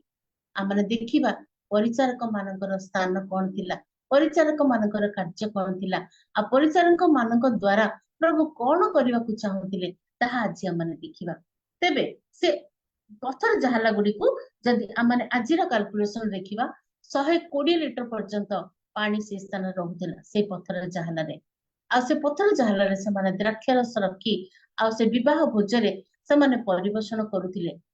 ଯେତେବେଳେ ଯୀଶୁ ପରିଚାରକ ମାନଙ୍କୁ କହିଲେ ତୁମେ ମାନେ ଯାଇ ସେଇ ମହଳ 5-6 ଗୋଟା ପଥର ଜାହାଲାକୁ ରଖାଯାଇଛି ତାହାକୁ ତୁମେ ଜାହାଲା ଗୁଡିକ ପାଣିରେ ଭର୍ତ୍ତି କର, ସେଥିରେ ସେମାନେ ସେଇ ସବୁ ଖଣ୍ଡ ପର୍ଯ୍ୟନ୍ତ ଭର୍ତ୍ତି କଲେ। ସେଇ ଜାହାଲାର ଖଣ୍ଡ ପର୍ଯ୍ୟନ୍ତ ଭର୍ତ୍ତି କରାଯାଇଛି। ଆଉ ଯଦି ସାଇଣ୍ଟିଫିକାଲି କୁହାଯାଏ ପାଣିର କମ୍ପୋଜିସନ ଆଉ ଦ୍ରାକ୍ଷରସର କମ୍ପୋଜିସନ ଦୁଇଟି ଭିନ୍ନ ବିଷୟ। ଆଉ ଯେତେବେଳେ ପାଣି ଦ୍ରାକ୍ଷରସକୁ କନଭର୍ଟ ହୁଏ ସେତେବେଳେ ତାର ଗୁଣର କିଛି ପରିବର୍ତ୍ତନ ହୁଏ। ଆଉ ଯେତେବେଳେ ପାଣି ଭର୍ତ୍ତି କରାଯାଏ ସେତେବେଳେ ଆମେ ଦେଖୁ ଯେ ପାଣିର ଗୁଣ ଏବଂ ଦ୍ରାକ୍ଷରସର ଗୁଣ ଦୁଇଟି ଭିନ୍ନ ପ୍ରକାର। ଆଉ ଯେତେବେଳେ ସେମାନେ କହୁଛନ୍ତି ଆଉ ସେ ସେମାନଙ୍କୁ କହିଲେ ଏବେ କାଢି ନାହିଁ ଭୋଜର ଅଧ୍ୟକ୍ଷ ନିକଟକୁ ଘେରି ଯାଅ। ଆଉ ସେମାନେ କଣ କରୁଛନ୍ତି ନା ଯାଇକିରି ସେ ଅଧ୍ୟକ୍ଷଙ୍କୁ ଯାଇକି ଦେଖଉଛନ୍ତି। ପ୍ରଥମ ବିଷୟ, ନିମନ୍ତ୍ରଣ କରିଥିବା ବୋଜର ବ୍ୟକ୍ତିର ଅଧ୍ୟକ୍ଷ ଯେ ମୂଳ ମୁରବୀ, ତାଙ୍କ କଥା ଏ ସ୍ଥାନରେ କିଛି ଆସିନାହିଁ। କିନ୍ତୁ କିଏ କହୁଛନ୍ତି? ଯୀଶୁ କହୁଛନ୍ତି ପରିଚାରକ ମାନଙ୍କୁ। ପରିଚାରକ ମାନଙ୍କର ଆଜି ଯେ ବାଧ୍ୟତା, ଯୀଶୁଙ୍କର କଥା ଶୁଣିବା, ତାଙ୍କ କଥାକୁ ମାନିବା ଆଉ ତାହାକୁ କାର୍ଯ୍ୟକାରୀ କରିବା। ତିନୋଟି ବିଷୟ ଆମେ ପରିଚାରକଙ୍କ ଜୀବନରେ ଦେଖୁଛୁ। ସେମାନେ ସେ ସ୍ଥାନରେ ଅଧ୍ୟକ୍ଷଙ୍କର କଥା ଶୁଣିବା ଯେତିକି ଯଥେଷ୍ଟ ପରିମାଣରେ ଗୁରୁତ୍ୱ ଥିଲା, ତାଠୁ ଅଧିକ ଯୀଶୁଙ୍କ କଥା ସେମାନେ ଶୁଣୁଛନ୍ତି। ଆଉ ସେମାନେ ସେଇ ଜାହାଲା ଗୁଡିକୁ ଭର୍ତ୍ତି କରୁଛନ୍ତି। ଆଉ ଜାହାଲା ଗୁଡିକ ଫନ୍ଦ ପର୍ଯ୍ୟନ୍ତ ଭର୍ତ୍ତି କରିବା ଅର୍ଥ, ଯେତେବେଳେ ଜାହାଲାର ପାଣି ଯେତେବେଳେ ଦ୍ରାକ୍ଷାରସ ହବ, ସେତେବେଳେ ସେ ଦ୍ରାକ୍ଷାରସ ସେ ଫନ୍ଦ ପର୍ଯ୍ୟନ୍ତ ରହିବନି, ସେ ଫନ୍ଦରୁ ଉଛୁଳିକି ବାହାରିଯିବ, ସମ୍ପୂର୍ଣ୍ଣ ହେଇଯିବ ଆଉ ଯଥେଷ୍ଟ ହେଇଯିବ, ଯାହାକି ପରିପୂର୍ଣ୍ଣତାକୁ ଆମମାନଙ୍କ ପାଖରେ ବୁଝାଏ। ଯେତେବେଳେ ଜଳ, ସେଇ ଜଳ ଆମମାନଙ୍କର ଜୀବନରେ ଆଜି କାହିଁକି ସେ ସ୍ଥାନରେ ଦ୍ରାକ୍ଷାରସ ଯୀଶୁ ବାପା ତ ସାଙ୍ଗେ ସାଙ୍ଗେ ଡାଇରେକ୍ଟ ତାକୁ ଜଳରୁ ଦ୍ରାକ୍ଷାରସ ଦେଇପାରିଥାନ୍ତେ। ଜଳକୁ ପରିଚାରକଙ୍କ ଦ୍ଵାରା ଭର୍ତ୍ତି କରାଯାଇ ଦ୍ରାକ୍ଷାରସକୁ କନଭର୍ଟ କରିବା ବିଷୟ ଗୋଟେ ବଡ ପ୍ରୋସେସ, ଯାହାକି ଆମମାନଙ୍କ ଜୀବନରେ କଥା କହନ୍ତି। ଆଜି ଯଦି ଆମମାନେ ନିଜକୁ ସେ ଜାହାଲା ପାଖରେ ରଖୁ ଆଉ ପରିଚାରକ ପାଖରେ ରଖୁ, ତେବେ ପ୍ରଭୁ ଆଜି ଆମମାନଙ୍କୁ କଣ କହନ୍ତି? ପ୍ରଭୁ ଆଜି ଆମମାନଙ୍କୁ କହନ୍ତି, ଆଜି ଯେତେବେଳେ ଜୁମରେ ଗୋଟେ ସହଭାଗିତାରେ ଆମମାନେ ପ୍ରଭୁଙ୍କର ଉପସ୍ଥିତିରେ ଆମମାନେ ପ୍ରାର୍ଥନାରେ କଢେଇ ନଉଛୁ, ଆମମାନେ ବର୍ସିପରେ କଢେଇ ନଉଛୁ, ବାକ୍ୟରେ କଢେଇ ନଉଛୁ, ସାକ୍ଷ୍ୟଦାନରେ ଅନ୍ୟମାନଙ୍କୁ ଉତ୍ସାହିତ କରୁଛୁ, ତେବେ ଆମମାନଙ୍କୁ ପ୍ରଭୁ ସେଇ ପରିଚାରକର ଦାୟିତ୍ୱ ଦେଇଛନ୍ତି। ଯୋଉ ପରିଚାରିକ ଦେଇ ଆଜି ଆମମାନେ ପରିପୂର୍ଣ୍ଣ ପ୍ରଭୁଙ୍କର ସେଇ ବଡ ଯୋଜନାକୁ ଆମମାନେ ସଫଳ କରିପାରିବା। ଆଉ ଯେତେବେଳେ ସେ ପାଣିକୁ ଭର୍ତ୍ତି କରୁଛନ୍ତି, ପ୍ରଭୁ କହୁଛନ୍ତି ତୁମେ ତୁମର ସେଇ ସେଇ ଜଳରେ ପରିପୂର୍ଣ୍ଣ ଜାହାଲା ମଧ୍ୟରେ ଯେତେବେଳେ ପାଣି ଭର୍ତ୍ତି କରାଯାଉଛି, ଆଉ ଯେତେବେଳେ ପାଣି ଭର୍ତ୍ତି କରିକିରି ଅଧ୍ୟକ୍ଷଙ୍କ ପାଖକୁ ନେଇକି ଦେଖିଲା ବେଳକୁ ସେ ଅଳ୍ପ ସମୟ ମଧ୍ୟରେ ସେଇ ପାଣି କଣ ହେଇଯାଉଛି ନା ଦ୍ରାକ୍ଷାରସରେ ପରିପୂର୍ଣ୍ଣ। ଆଜି ପ୍ରିୟ ମାନେ, ଆଜି ଓମେନ୍ସ ଫେଲୋସିପରେ ପ୍ରଭୁ ଆମମାନଙ୍କ ଜୀବନରେ କି ପ୍ରକାର ଭାବରେ ଆଶ୍ଚର୍ଯ୍ୟ ଭାବରେ ପରିବର୍ତ୍ତନ କରିବାକୁ ଚାହାନ୍ତି, ତାହା ଆଜି ଆମମାନେ ପ୍ରଭୁଙ୍କ ଠାରୁ ଶିଖିବା, ବାକ୍ୟରେ ଶୁଣିବା। ପରିଚାରକ ମାନଙ୍କର ଆଜ୍ଞାଧୀନତା, ପରିଚାରକ ମାନଙ୍କର ବିଶ୍ୱସ୍ତ କାର୍ଯ୍ୟ ଯୋଗୁ ଆଜି ବହୁତ ବଡ ଆଶ୍ଚର୍ଯ୍ୟ ସେ ସ୍ଥାନରେ ଆମମାନେ ଘଟି ଯାଉଛି। ଆଉ ଯେତେବେଳେ ମୁଁ ଭାବେ, ଯେତେବେଳେ ସେଇ ସମୟରେ ଦ୍ରାକ୍ଷାରସ ପୂର୍ଣ୍ଣ ଗୋଟେ ଜାହାଲା କୁ ସେତେବେଳେ ସମସ୍ତେ ମାନ୍ୟ ଥିଲା ଯେ ଗୋଟେ ବହୁତ ଧନୀ ବ୍ୟକ୍ତିକୁ ସୂଚନା ଦଉଥିଲା। ଆଉ ଯୋଉମାନେ କି ବେଶ ଧନୀ ଥିଲେ, ବେଶ ଗଣ୍ୟମାନ୍ୟ ଥିଲେ, ସେମାନଙ୍କ ଜୀବନକୁ ସେଠି ସୂଚାଉଥିଲା। ଆଉ ଯେତେବେଳେ ପାଣି ସେ ଜାରରେ ଭର୍ତ୍ତି କରାଯାଉଛି, ଆଉ ପ୍ରଭୁ ଏଇ ସ୍ଥାନରେ ମୁଁ ଭାବେ ଯେ ଯଦି ଆମମାନେ 8 ବୋଧେକୁ ଦେଖୁ, ଆଉ ସେ ସେମାନଙ୍କ କହିଲେ ଏବେ କାଢି ନେଇ ଭୋଜର ଅଧ୍ୟକ୍ଷ ନିକଟକୁ ଘେନି ଯାଅ। ସେଥିରେ ସେମାନେ ଘେନିଗଲେ। ଭୋଜର ଅଧ୍ୟକ୍ଷ ଦ୍ରାକ୍ଷାରସ ହୋଇଥିବା ସେହି ପାଣିକି ଚାଖି ତାହା କେଉଁଠାରୁ ଆସିଲା ଏହା ଜାଣିନଥିବାରୁ, କିନ୍ତୁ ଯେଉଁ ପରିଚାରକ ମାନେ ପାଣି କାଢିଥିଲେ ସେମାନେ ଜାଣିଥିଲେ, ତାହାଙ୍କୁ ବରଙ୍କୁ ଡାକି କହିଲେ, ସମସ୍ତେ ପ୍ରଥମରେ ଭଲ ଦ୍ରାକ୍ଷାରସ ଦେଇଥାନ୍ତି ଆଉ ଲୋକେ ମାତାଲ ହେଲା ଉତ୍ତରେ ବନ୍ଦ ଦିଅନ୍ତି, ତୁମେ ଏପର୍ଯ୍ୟନ୍ତ ଭଲ ଦ୍ରାକ୍ଷାରସ ରଖିଅଛ। ଅଧ୍ୟକ୍ଷ ଯେ କି ଦ୍ରାକ୍ଷାରସ ଯୋଗେଇବାର କର୍ତ୍ତା, ସେ ମଧ୍ୟ ଜାଣିନାହାନ୍ତି ଦ୍ରାକ୍ଷାରସ କୋଉଠୁ ଆସିଲା। ଆଜି ଆମମାନେ ଯଦି ଆମମାନେ ଏଇ ପଥର ଜାହାଲା, ଯଦି ଆଜି ଆମମାନଙ୍କ ଜୀବନକୁ ଆମମାନେ ସେ ପଥର ଜାହାଲା ସହିତ ତୁଳନା କରୁ, ତେବେ ପ୍ରଭୁ ଆଜି ଆମମାନଙ୍କୁ ତାହାଙ୍କର ଲୋକମାନଙ୍କ ଦ୍ଵାରା, ତାହାଙ୍କର ଦାସ ଦାସୀ ମାନଙ୍କ ଦ୍ଵାରା ଆମର ପାତ୍ରକୁ ପୂର୍ଣ୍ଣ କରିବାକୁ ଚାହାନ୍ତି। ଏଇ ଜଳ କେବଳ ସାଧାରଣ ଜଳ ନଥିଲା, ଜୀବନ୍ତ ବାକ୍ୟର ଜଳ, ଯାହାକି ପ୍ରଭୁ ଆଜି ଆମମାନଙ୍କୁ କହନ୍ତି, ତୁମେ ତୁମ ଜୀବନରେ, ଆମମାନଙ୍କ ଜୀବନରେ ପ୍ରଭୁ ତାହାଙ୍କ ବାକ୍ୟ ଦ୍ଵାରା ଆମମାନଙ୍କ ଶରୀର ରୂପକ ସେଇ ଜାହାଲାକୁ ପରିପୂର୍ଣ୍ଣ କରିବାକୁ ଚାହାନ୍ତି। ଆଉ ଯେତେବେଳେ ଆମମାନଙ୍କର ଜୀବନ ସେଇ ଜାହାଲାରେ ପରିପୂର୍ଣ୍ଣ ହେଇଯିବ, ସେଇ ଜୀବନ୍ତ ଜଳ, ପ୍ରଭୁଙ୍କର ବାକ୍ୟ ଯେ ଜୀବନ ବାକ୍ୟ, ଯେ ଆମମାନଙ୍କ ପାଇଁ ଗୋଟେ ଜୀବନ୍ତ ଜଳ, ସେ ଜଳ ଦ୍ୱାରା ଯେତେବେଳେ ଆମେ ପରିପୂର୍ଣ୍ଣ କରିଦେବା ସେଇ ଜାହାଲାକୁ, ଆମମାନଙ୍କର ଜୀବନକୁ, ସେତେବେଳେ ତାହା ଉଛୁଳା ଜୀବନ ହେଇଯିବ। ଆଉ ଯେତେବେଳେ ତା ଉଛୁଳି ଯିବ ସେଟା ନଷ୍ଟ ହେବନି ପ୍ରିୟ ମାନେ, ସେଟା ଅନ୍ୟମାନଙ୍କ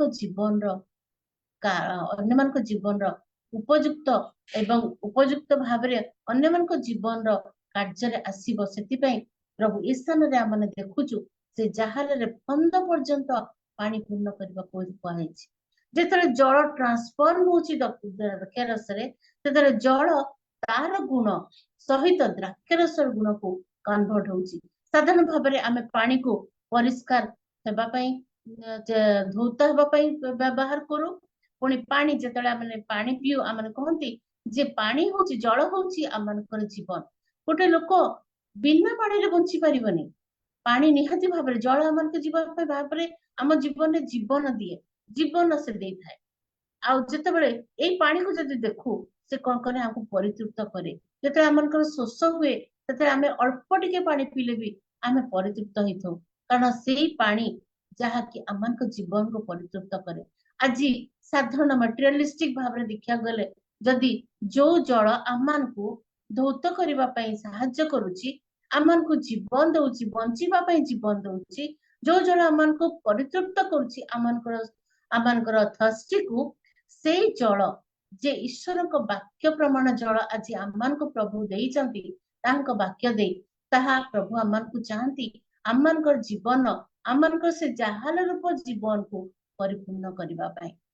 କାରଣ ଯେତେବେଳେ ସେଇ ଜୀବନ୍ତ ଜଳ ଆମମାନଙ୍କ ଜୀବନକୁ ଧୌତ କରିବା ପାଇଁ ଯଥେଷ୍ଟ, ଆଉ ତାହା ଆମମାନଙ୍କ ଜୀବନରେ ସେଇ ଜଳ ଯେ ଦ୍ରାକ୍ଷାରସ ଭାବରେ ପରିବର୍ତ୍ତନ ହେଇ ଅନ୍ୟମାନଙ୍କର ପରିତ୍ରାଣ କାର୍ଯ୍ୟ ହେଇପାରିବ, ସେଥିପାଇଁ ପ୍ରଭୁ ଆଜି ଆମମାନଙ୍କୁ ଏଇ ବାକ୍ୟ ଦେଇ କଥା କହନ୍ତି।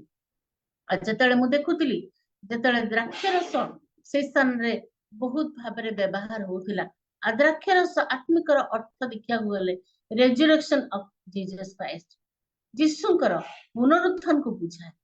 କାରଣ ଏଇଟା ଗୋଟେ ପରିବର୍ତ୍ତନ ଜୀବନ। ଗୋଟେ ଜଳ ଯେତେବେଳେ ଗୋଟେ ଦ୍ରାକ୍ଷାରସରେ ପରିବର୍ତ୍ତନ ହଉଛି, ଗୋଟେ ଗୁଣରୁ ଆଉ ଗୋଟେ ଜୀବନ ବା ଆଉ ଗୋଟେ ଗୁଣକୁ ପରିବର୍ତ୍ତିତ ହଉଛି, ଏହା ଆମମାନଙ୍କର ଯୀଶୁଙ୍କର ରକ୍ତ ଯାହାକି ଆମମାନଙ୍କୁ ଧୌତ କରିପାରେ, ଯୀଶୁଙ୍କର ସେ ନୂଆ ବ୍ୟବସ୍ଥା ଯାହାକି ଆମମାନଙ୍କୁ ଜୀବନ ଦିଏ, ଯୀଶୁଙ୍କର ସେଇ ନିସ୍ତାର ପର୍ବର ପାତ୍ର ଯାହାକି ଆମମାନଙ୍କୁ ତାହାଙ୍କର ସହଭାଗିତାରେ ପରିତୃପ୍ତ ପୁଣି ପରିତ୍ରାଣର ସ୍ୱାଦ ଦିଏ, ସେଇ ଗୁଣ ଦେଇକି ପ୍ରଭୁ ଆମମାନଙ୍କୁ ପରିପୂର୍ଣ୍ଣ କରିବାକୁ ଚାହାନ୍ତି। ସେଥିପାଇଁ ଆଜି ଏଇ ଯୋଉ ସାଧାରଣ ଜଳ ପାତ୍ରରେ ପୂର୍ଣ୍ଣ କରାଯାଇଛି, ଆଜି ପ୍ରଭୁ ଆମମାନଙ୍କୁ ତାଙ୍କ ବାକ୍ୟ ଦେଇ ଆକ୍ଷରିକ ଭାବରେ ଆତ୍ମିକ ଭାବରେ ଏଇ କଥା କହନ୍ତି, ଆଜି ଆମମାନଙ୍କ ଜୀବନକୁ ପ୍ରଭୁ ତାଙ୍କର ସେ ଜୀବନ୍ତ ବାକ୍ୟ ଦେଇକି ଆମମାନଙ୍କୁ ପରିପୂର୍ଣ୍ଣ କରିବାକୁ ଚାହାନ୍ତି। ଆଜି ଆମମାନଙ୍କ ପାଖରେ ଆମମାନଙ୍କର ଅନେକ ପ୍ରଭୁଙ୍କ ଦାସ ଦାସୀ ମାନେ ପ୍ରତ୍ୟେକ ଦିନ ପ୍ରାତରୁ ରାତ୍ରି ପର୍ଯ୍ୟନ୍ତ ଆମମାନଙ୍କୁ ବାକ୍ୟ ଦେଇ ପରିପୂର୍ଣ୍ଣ କରୁଛନ୍ତି। ଆମେ ତାହା ଆଜି ଆମମାନଙ୍କ ସେଇ ଜାହାଲରେ ପରିପୂର୍ଣ୍ଣ କରୁଛୁ କି? ଯଦି ଆଜି ଆମମାନଙ୍କ ଜାହାଲରେ ସେଇ ବାକ୍ୟକୁ ଆମେ ପରିପୂର୍ଣ୍ଣ କରିଛୁ, ତେବେ ପ୍ରଭୁ ଆମମାନଙ୍କର ସେ ଜାହାଲ ପୂର୍ଣ୍ଣ ଜଳ, ଜୀବନ୍ତ ଜଳ ଆମ ଜୀବନରେ ଯାହା ଅଛି, ତାକୁ ଦ୍ରାକ୍ଷାରସ କରିବା ପାଇଁ ତିଳେ ହେଲେ ବିଳମ୍ବ କରିବେ ନାହିଁ। ଆଉ ପ୍ରଭୁ ଚାହାନ୍ତି ଆମମାନେ ତାହାଙ୍କ ପାଇଁ ସେଇ ଜୀବନ୍ତ ଜଳ ଦ୍ଵାରା ଦ୍ରାକ୍ଷାରସ ସଦୃଶ ଗୁଣ ଆମମାନଙ୍କ ଜୀବନରେ ପ୍ରଭୁ ଦେଖିବାକୁ ଚାହାନ୍ତି। ଯଦି ପରିଚାରକ ମାନେ ସେଦିନ ବାଧ୍ୟ ହେଇନଥାନ୍ତେ, ଯଦି ଯୀଶୁଙ୍କ କଥା ଶୁଣି ନଥାନ୍ତେ, ତେବେ ସେଇ ଆଶ୍ଚର୍ଯ୍ୟ କ୍ରିୟା ସକଳ ସେଦିନ ହେଇନଥାନ୍ତା। ଆଉ ସେ ଆଶ୍ଚର୍ଯ୍ୟ କ୍ରିୟା ସକଳ ଦ୍ଵାରା ଅନେକ ପ୍ରଭୁଙ୍କର ପରିଚୟ ମଧ୍ୟ ପାଇପାରିନଥାନ୍ତେ।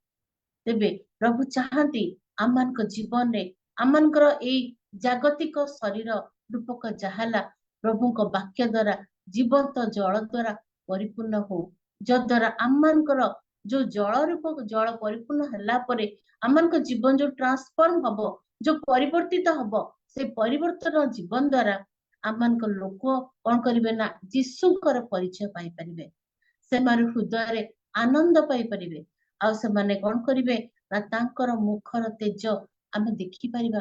ତା ସହିତ ଈଶ୍ୱରଙ୍କର ଗୌରବ ଆମମାନଙ୍କ ହୃଦୟର ସହିତ ଆମେ କଣ କରିବା ନା ଅନ୍ୟ ଆଗରେ ପରିଚିତ କରିପାରିବା। ପ୍ରଭୁ ଏତେବେଳେ ଆମକୁ ଗୋଟେ ପରିବର୍ତ୍ତନ ଯିବାକୁ ଦେବାକୁ ଚାହାନ୍ତି। ଏଇ ଦ୍ରାକ୍ଷାରସ ସେଦିନ ପରିଚାରକ ମାନେ ମଧ୍ୟ ଯୀଶୁଙ୍କର କାର୍ଯ୍ୟ, ଯୀଶୁଙ୍କର ସାର୍ବଭୌମତ୍ୱ ବିଷୟରେ ଜାଣିନଥିଲେ। କେବଳ ସେମାନେ ତାଙ୍କର ବାଧ୍ୟତା ଦ୍ଵାରା ସେଦିନ ପ୍ରଭୁଙ୍କର କାର୍ଯ୍ୟକୁ ଦେଖି ପାରିଲେ, ଈଶ୍ୱରଙ୍କ ମହିମାକୁ ଦେଖି ପାରିଲେ।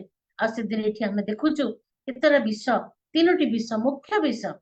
ପରିବର୍ତ୍ତିତ ଜୀବନ, ଯେତେବେଳେ ଜଳ ଦ୍ରାକ୍ଷରସକୁ ପରିବର୍ତ୍ତିତ ହଉଛି, ଯେତେବେଳେ ଆମମାନେ ଈଶ୍ୱରଙ୍କ ବାକ୍ୟ ଦ୍ୱାରା ଆମ ଜୀବନକୁ ପରିପୂର୍ଣ୍ଣ କରୁଛୁ, ସେତେବେଳେ ଆମମାନଙ୍କ ଜୀବନ ପରିବର୍ତ୍ତିତ ହଉଛି। ଆଉ ତ ଦ୍ୱାରା ଆମମାନଙ୍କ ଜୀବନ ପରିପୂର୍ଣ୍ଣ ହଉଛି। ଯୋଉ ଉଛୁଳା ଜୀବନ ପ୍ରଭୁ ଆମକୁ ଦେବାକୁ ଚାହାନ୍ତି, ତାହା ପରିତୃପ୍ତ ଜୀବନ, ଯାହାକି ଆମମାନେ ପାଇପାରୁଛୁ। ପୁଣି ପରିତ୍ରାଣର କାରଣ, ଆମର ଜୀବନ ଯେପରି ଉଛୁଳା ଜୀବନ ହଉଛି, ସେତେବେଳେ ସେଇ ଆମମାନଙ୍କ ଜୀବନ ଦ୍ୱାରା ଅନ୍ୟମାନେ ମଧ୍ୟ ପ୍ରଭୁଙ୍କର ପରିଚୟ ପାଇପାରୁଛନ୍ତି, ଆଉ ପ୍ରଭୁଙ୍କର ପରିତ୍ରାଣର କାରଣ ମଧ୍ୟ ହେଇପାରୁଛନ୍ତି। କାରଣ ଯେତେବେଳେ ଆମେ ଦେଖୁ ଏ ଦ୍ରାକ୍ଷାରସ ଈଶ୍ୱରଙ୍କର ଆଶୀର୍ବାଦର ଗୋଟେ ଉନ୍ନତ ଚିହ୍ନ, ଈଶ୍ୱରଙ୍କର ପ୍ରଶଂସା କରିବାର ଗୋଟେ ଚିହ୍ନ, ଆଉ ଈଶ୍ୱରଙ୍କର ଆନନ୍ଦର ଉତ୍ସ ସେ ଦ୍ରାକ୍ଷାରସ ରୂପକ ପରିବର୍ତ୍ତିତ ଜୀବନ ଦ୍ୱାରା ଆମେ ପାଇପାରୁଛୁ। ପ୍ରିୟମାନେ, ଆମେ ହୁଏତ ଏଇ କାହାଣୀକୁ ଗୋଟେ ଆଶ୍ଚର୍ଯ୍ୟ କ୍ରିୟା ଭାବରେ ଆମେ ଜାଣିଛୁ, ଶୁଣିଛୁ, ମନେ ରଖିଛୁ, କିନ୍ତୁ ତା ଦ୍ୱାରା ଆଜି ପ୍ରଭୁ ଆମମାନଙ୍କୁ କହନ୍ତି ଯେ ଆମେ ହଉଛୁ ପ୍ରଭୁଙ୍କର ସେଇ ଜାହାଲା, ଯାହାକି ପ୍ରଭୁ ଆମମାନଙ୍କୁ ତାଙ୍କ ହାତରେ ତିଆରି କରିଛନ୍ତି, ତାଙ୍କ ସଦୃଶରେ ତିଆରି କରିଛନ୍ତି। ତେଣୁ ସେ ଚାହାନ୍ତି ଆମମାନଙ୍କର ଜୀବନ ଈଶ୍ୱରଙ୍କର ସେଇ ପବିତ୍ର ଏବଂ ଉତ୍ତମ ଏବଂ ପରିତୃପ୍ତ ଦେବାର, ପରିତ୍ରାଣର କାର୍ଯ୍ୟ କରୁଥିବାର ସେଇ ବାକ୍ୟ ଦ୍ୱାରା ଆମମାନଙ୍କର ସେଇ ଜାହାଲାକୁ ପରିପୂର୍ଣ୍ଣ କରୁ। ଆଉ ଯେତେବେଳେ ପରିପୂର୍ଣ୍ଣ ହେଇସାରିଲା ପରେ ତାଙ୍କର ସେଇ ଗୁଣ ଆମମାନଙ୍କ ଜୀବନରେ ଆମେ ଦେଖିବୁ। ଯେତେବେଳେ ଆମମାନଙ୍କ ଜୀବନରେ ତାହା ପରିଲକ୍ଷିତ ହବା, ପ୍ରାକ୍ଟିକାଲି ଯେତେବେଳେ ଆମମାନଙ୍କର ଏଇ ଜଗତରେ ଆମେ ବଞ୍ଚୁ, ସେତେବେଳେ ଆମମାନଙ୍କ ଜୀବନରେ ପ୍ରଭୁଙ୍କର ପରିଚୟ ଅନ୍ୟମାନେ ପାଇପାରିବେ। ଯଦି ସେଦିନ ପରିଚାରକ ମାନଙ୍କ ଦ୍ୱାରା ସେ କାର୍ଯ୍ୟ ସାଧିତ କରିବା ପାଇଁ ପ୍ରଭୁ ସେ ପରିଚାରକ ମାନଙ୍କୁ ରଖିଥିଲେ, ଆମେ ଦେଖୁ ଏ ପରିଚାରକ ମାନଙ୍କ ଦ୍ୱାରା ଆମେ ବାଧ୍ୟତା ଦେଖୁଛୁ। ସେ ପରିଚାରକ ମାନଙ୍କ ଦ୍ୱାରା ଯୀଶୁଙ୍କର କଥା ଉପରେ ବିଶ୍ୱାସ ଦେଖୁଛୁ। ତା ସହିତ ଆମେ ଦେଖୁଛୁ ଯେ ଯୀଶୁଙ୍କର କଥାର ବିଶ୍ୱସ୍ତ ଭାବରେ କାର୍ଯ୍ୟକାରିତା କରିବା ଆମେ ଆଜି ଶିଖୁଛୁ। ଆଜି ଯେତେବେଳେ ଆମେ ଜୁମ୍ରେ এই ସହଭାଗିତାର ଓମେନ୍ସ ଫେଲୋସିପରେ ଆମେ ବସିଛୁ, ପ୍ରଭୁ ଆମମାନଙ୍କୁ ପ୍ରତ୍ୟେକଙ୍କୁ କିଛି କିଛି ପରିଚାରକର ଦାୟିତ୍ୱ ଦେଇଛନ୍ତି। ଆମେ ସମସ୍ତେ ଆମର କାର୍ଯ୍ୟ ଏକତ୍ର ଭାବରେ ଆମେ କରିଚାଲିଛୁ। ଆଉ ତା ଦ୍ୱାରା ପ୍ରଭୁ ଚାହାନ୍ତି ଗୋଟିଏ ବିଷୟ, ମୁଖ୍ୟ ବିଷୟ ଚାହାନ୍ତି ଆମମାନେ ଆମମାନଙ୍କର ଜୀବନର ଜାହାଲାକୁ ପ୍ରଭୁଙ୍କ ବାକ୍ୟରେ ପରିପୂର୍ଣ୍ଣ। ଆଜି ଯେତେବେଳେ ପରିପୂର୍ଣ୍ଣ କରିବୁ, ସେତେବେଳେ କଣ ହବ ନା ଆମମାନଙ୍କର ଜୀବନ ଦ୍ରାକ୍ଷାରସ ସଦୃଶ ପରିବର୍ତ୍ତିତ ହେଇଯିବ। ଆଉ ତାହା ଅନ୍ୟମାନଙ୍କର ଆନନ୍ଦର କାରଣ ହବ, ତାହା ଅନ୍ୟମାନଙ୍କର ପରିତୃପ୍ତ ଜୀବନ ପାଇବା ପାଇଁ କାରଣ ହବ, ଅନ୍ୟର ପରିତ୍ରାଣର କାର୍ଯ୍ୟ ସାଧନ କରିବ। ପ୍ରଭୁ ସେଥିପାଇଁ ଆମମାନଙ୍କ ଜୀବନରେ ଆଜି ଏଇ ଛୋଟ ଯୋଉ କାହାଣୀ ଆକାରରେ ଆମେ ଆଜି ପର୍ଯ୍ୟନ୍ତ ମନେ ରଖିଥିଲୁ, ଆଜି ପ୍ରଭୁ ଆମମାନଙ୍କୁ ଏଇ କଥା କହନ୍ତି, ପ୍ରଭୁ ମତେ ଆଜି ପରିଚାରିକା ଚାରଣର ଗୋଟେ କାର୍ଯ୍ୟ ଦେଇଛନ୍ତି। ତା ଅର୍ଥ ପ୍ରଭୁ ମତେ ମଧ୍ୟ ବ୍ୟବହାର କରିବା ପାଇଁ ଚାହାନ୍ତି। ମୋର ଜାହାଲା ସଦୃଶ ଜୀବନକୁ ପ୍ରଭୁ ବ୍ୟବହାର କରିବାକୁ ଚାହାନ୍ତି। ଗୋଟିଏ ଗୋଟିଏ ଜାହାଲାରେ କେତେ ଗୋଟିଏ 120 ଲିଟର ପାଣି ସେଠି ଭର୍ତ୍ତି କରୁଥିଲା। ତାହେଲେ କି ଯେତେ ଜଣ ସେ ଦ୍ରାକ୍ଷାରସ ଗ୍ରହଣ କଲେ, ସେତେ ଜଣ ପ୍ରଭୁଙ୍କର ମହିମାକୁ ଦେଖିଲେ, ସେତେ ଜଣ ପ୍ରଭୁଙ୍କର କାର୍ଯ୍ୟକୁ ଜାଣିଲେ, ଆଉ ସେତେ ଜଣ ପ୍ରଭୁଙ୍କର ବିଶ୍ୱାସ ପାଇଁ ନିଶ୍ଚିତ ଭାବରେ ପ୍ରଭୁଙ୍କର ଉପସ୍ଥିତିକୁ ସେଦିନ ଅନୁଭବ କରିପାରିଥିବେ। ପ୍ରିୟମାନେ, ଆଜି ଯେତେବେଳେ ଆମେ ବାକ୍ୟ ପଢୁ, ପ୍ରଭୁ ଆମମାନଙ୍କୁ ବାକ୍ୟ ଦେଇ ଅନେକ କଥା କହିଥାନ୍ତି। ଆଉ ଯେତେବେଳେ ଆମମାନଙ୍କ ପାଖରେ ସେ ପ୍ରଭୁଙ୍କର ଜୀବନ୍ତ ବାକ୍ୟ ଆମମାନଙ୍କ ଜୀବନରେ ଲାଗି ଭର୍ତ୍ତି ପରିପୂର୍ଣ୍ଣ ଥିବ, ସେତେବେଳେ ଆମମାନଙ୍କ ଜୀବନ ଅନ୍ୟର ଆନନ୍ଦର କାରଣ, ଅନ୍ୟର ପରିତୃପ୍ତର କାରଣ, ପୁଣି ଅନ୍ୟର ଶାନ୍ତି ଏବଂ ପରିତ୍ରାଣର କାର୍ଯ୍ୟକାରୀ କରିପାରିବେ। ତେଣୁ ପ୍ରଭୁ ଆମମାନଙ୍କୁ ଯେତେବେଳେ ଯୋଉ ଭାର ଦେଇଛନ୍ତି, ଯୋଉ ପରିଚାଳନା କରିବା, ଆଜି ଯେତେବେଳେ ସ୍ୱସ୍ତିନା ଭଉଣୀ ପରିଚାଳନା କରୁଥିଲେ, ମୁଁ ଭାବୁଥିଲି ଯଦି ଜଣେ ପରିଚାଳନା କରିବ ନାହିଁ, ତାହେଲେ ଅନ୍ୟମାନେ ମଧ୍ୟ ଠିକ ଭାବରେ ସମସ୍ତ ବିଷୟ କାର୍ଯ୍ୟକାରୀ କରିପାରିବେନି। ତେଣୁ ପ୍ରତ୍ୟେକଙ୍କର ଦାୟିତ୍ୱ, ଈଶ୍ୱରଙ୍କ ସହଭାଗିତା ମଧ୍ୟରେ ଆମମାନଙ୍କର ଆବଶ୍ୟକତା ରହିଛି। ଆଜି ପ୍ରଭୁ ଆମମାନଙ୍କୁ ଏ କଥା କହନ୍ତି। 11 ପଦ ଶେଷରେ ଆମେ ପଢିବା, ଲେଖାଯାଉଛି, ଯୀଶୁ ଏହି ପ୍ରକାର ଗାଲିଲୀରେ କାନାରେ ଆଶ୍ଚର୍ଯ୍ୟ କର୍ମ ଆରମ୍ଭ କରି ଆପଣା ମହିମା ପ୍ରକାଶ କଲେ, ଆଉ ତାଙ୍କ ଶିଷ୍ୟମାନେ ତାହାଙ୍କ ଠାରେ ବିଶ୍ୱାସ କଲେ। କେତେ ଆଶ୍ଚର୍ଯ୍ୟ ବିଷୟ! ଶିଷ୍ୟମାନଙ୍କ ପାଖରେ ଯୀଶୁ ଥିଲେ, କିନ୍ତୁ ସେମାନେ ବିଶ୍ୱାସ କରୁନଥିଲେ। ସେହି ଦିନ ସେଇ ସ୍ଥାନରେ ମଧ୍ୟ ତାହାଙ୍କ ଶିଷ୍ୟମାନେ ମଧ୍ୟ ଯୀଶୁଙ୍କଠାରେ ବିଶ୍ୱାସ କରିବା ଆରମ୍ଭ କଲେ। ତେବେ ପ୍ରଭୁ ଚାହାନ୍ତି ଯେ ଆମ ଦ୍ୱାରା ତାଙ୍କର ମହିମା ଆମ ଜୀବନରେ ତାହା ପ୍ରକାଶ ପାଉ, ଆଉ ଆମମାନଙ୍କ ଜୀବନର ପରିବର୍ତ୍ତିତ କ୍ଷଣ, ପରିବର୍ତ୍ତିତ ସମୟ, ପରିବର୍ତ୍ତିତ ଷ୍ଟେପ ଗୁଡିକ ଯାହାକି ଆମମାନଙ୍କର ଅନ୍ୟମାନଙ୍କର ପରିତ୍ରାଣ କାର୍ଯ୍ୟ ହବ, ଅନ୍ୟମାନଙ୍କ ପାଇଁ ପରିବର୍ତ୍ତିତ ଜୀବନ ଆଣିପାରିବ, ଅନ୍ୟମାନଙ୍କ ପାଇଁ ଆନନ୍ଦ ଏବଂ ଉତ୍ସାହିତ ଜୀବନ ଆଣିପାରିବ, ତାହା ହିଁ ପ୍ରଭୁ ଆମମାନଙ୍କୁ ବାକ୍ୟ ମଧ୍ୟ କହନ୍ତି। ଗୀତ ସଂହିତା 23 ପର୍ବ ଯେତେ ପଢେ ମତେ ବହୁତ ଭଲ ଲାଗେ।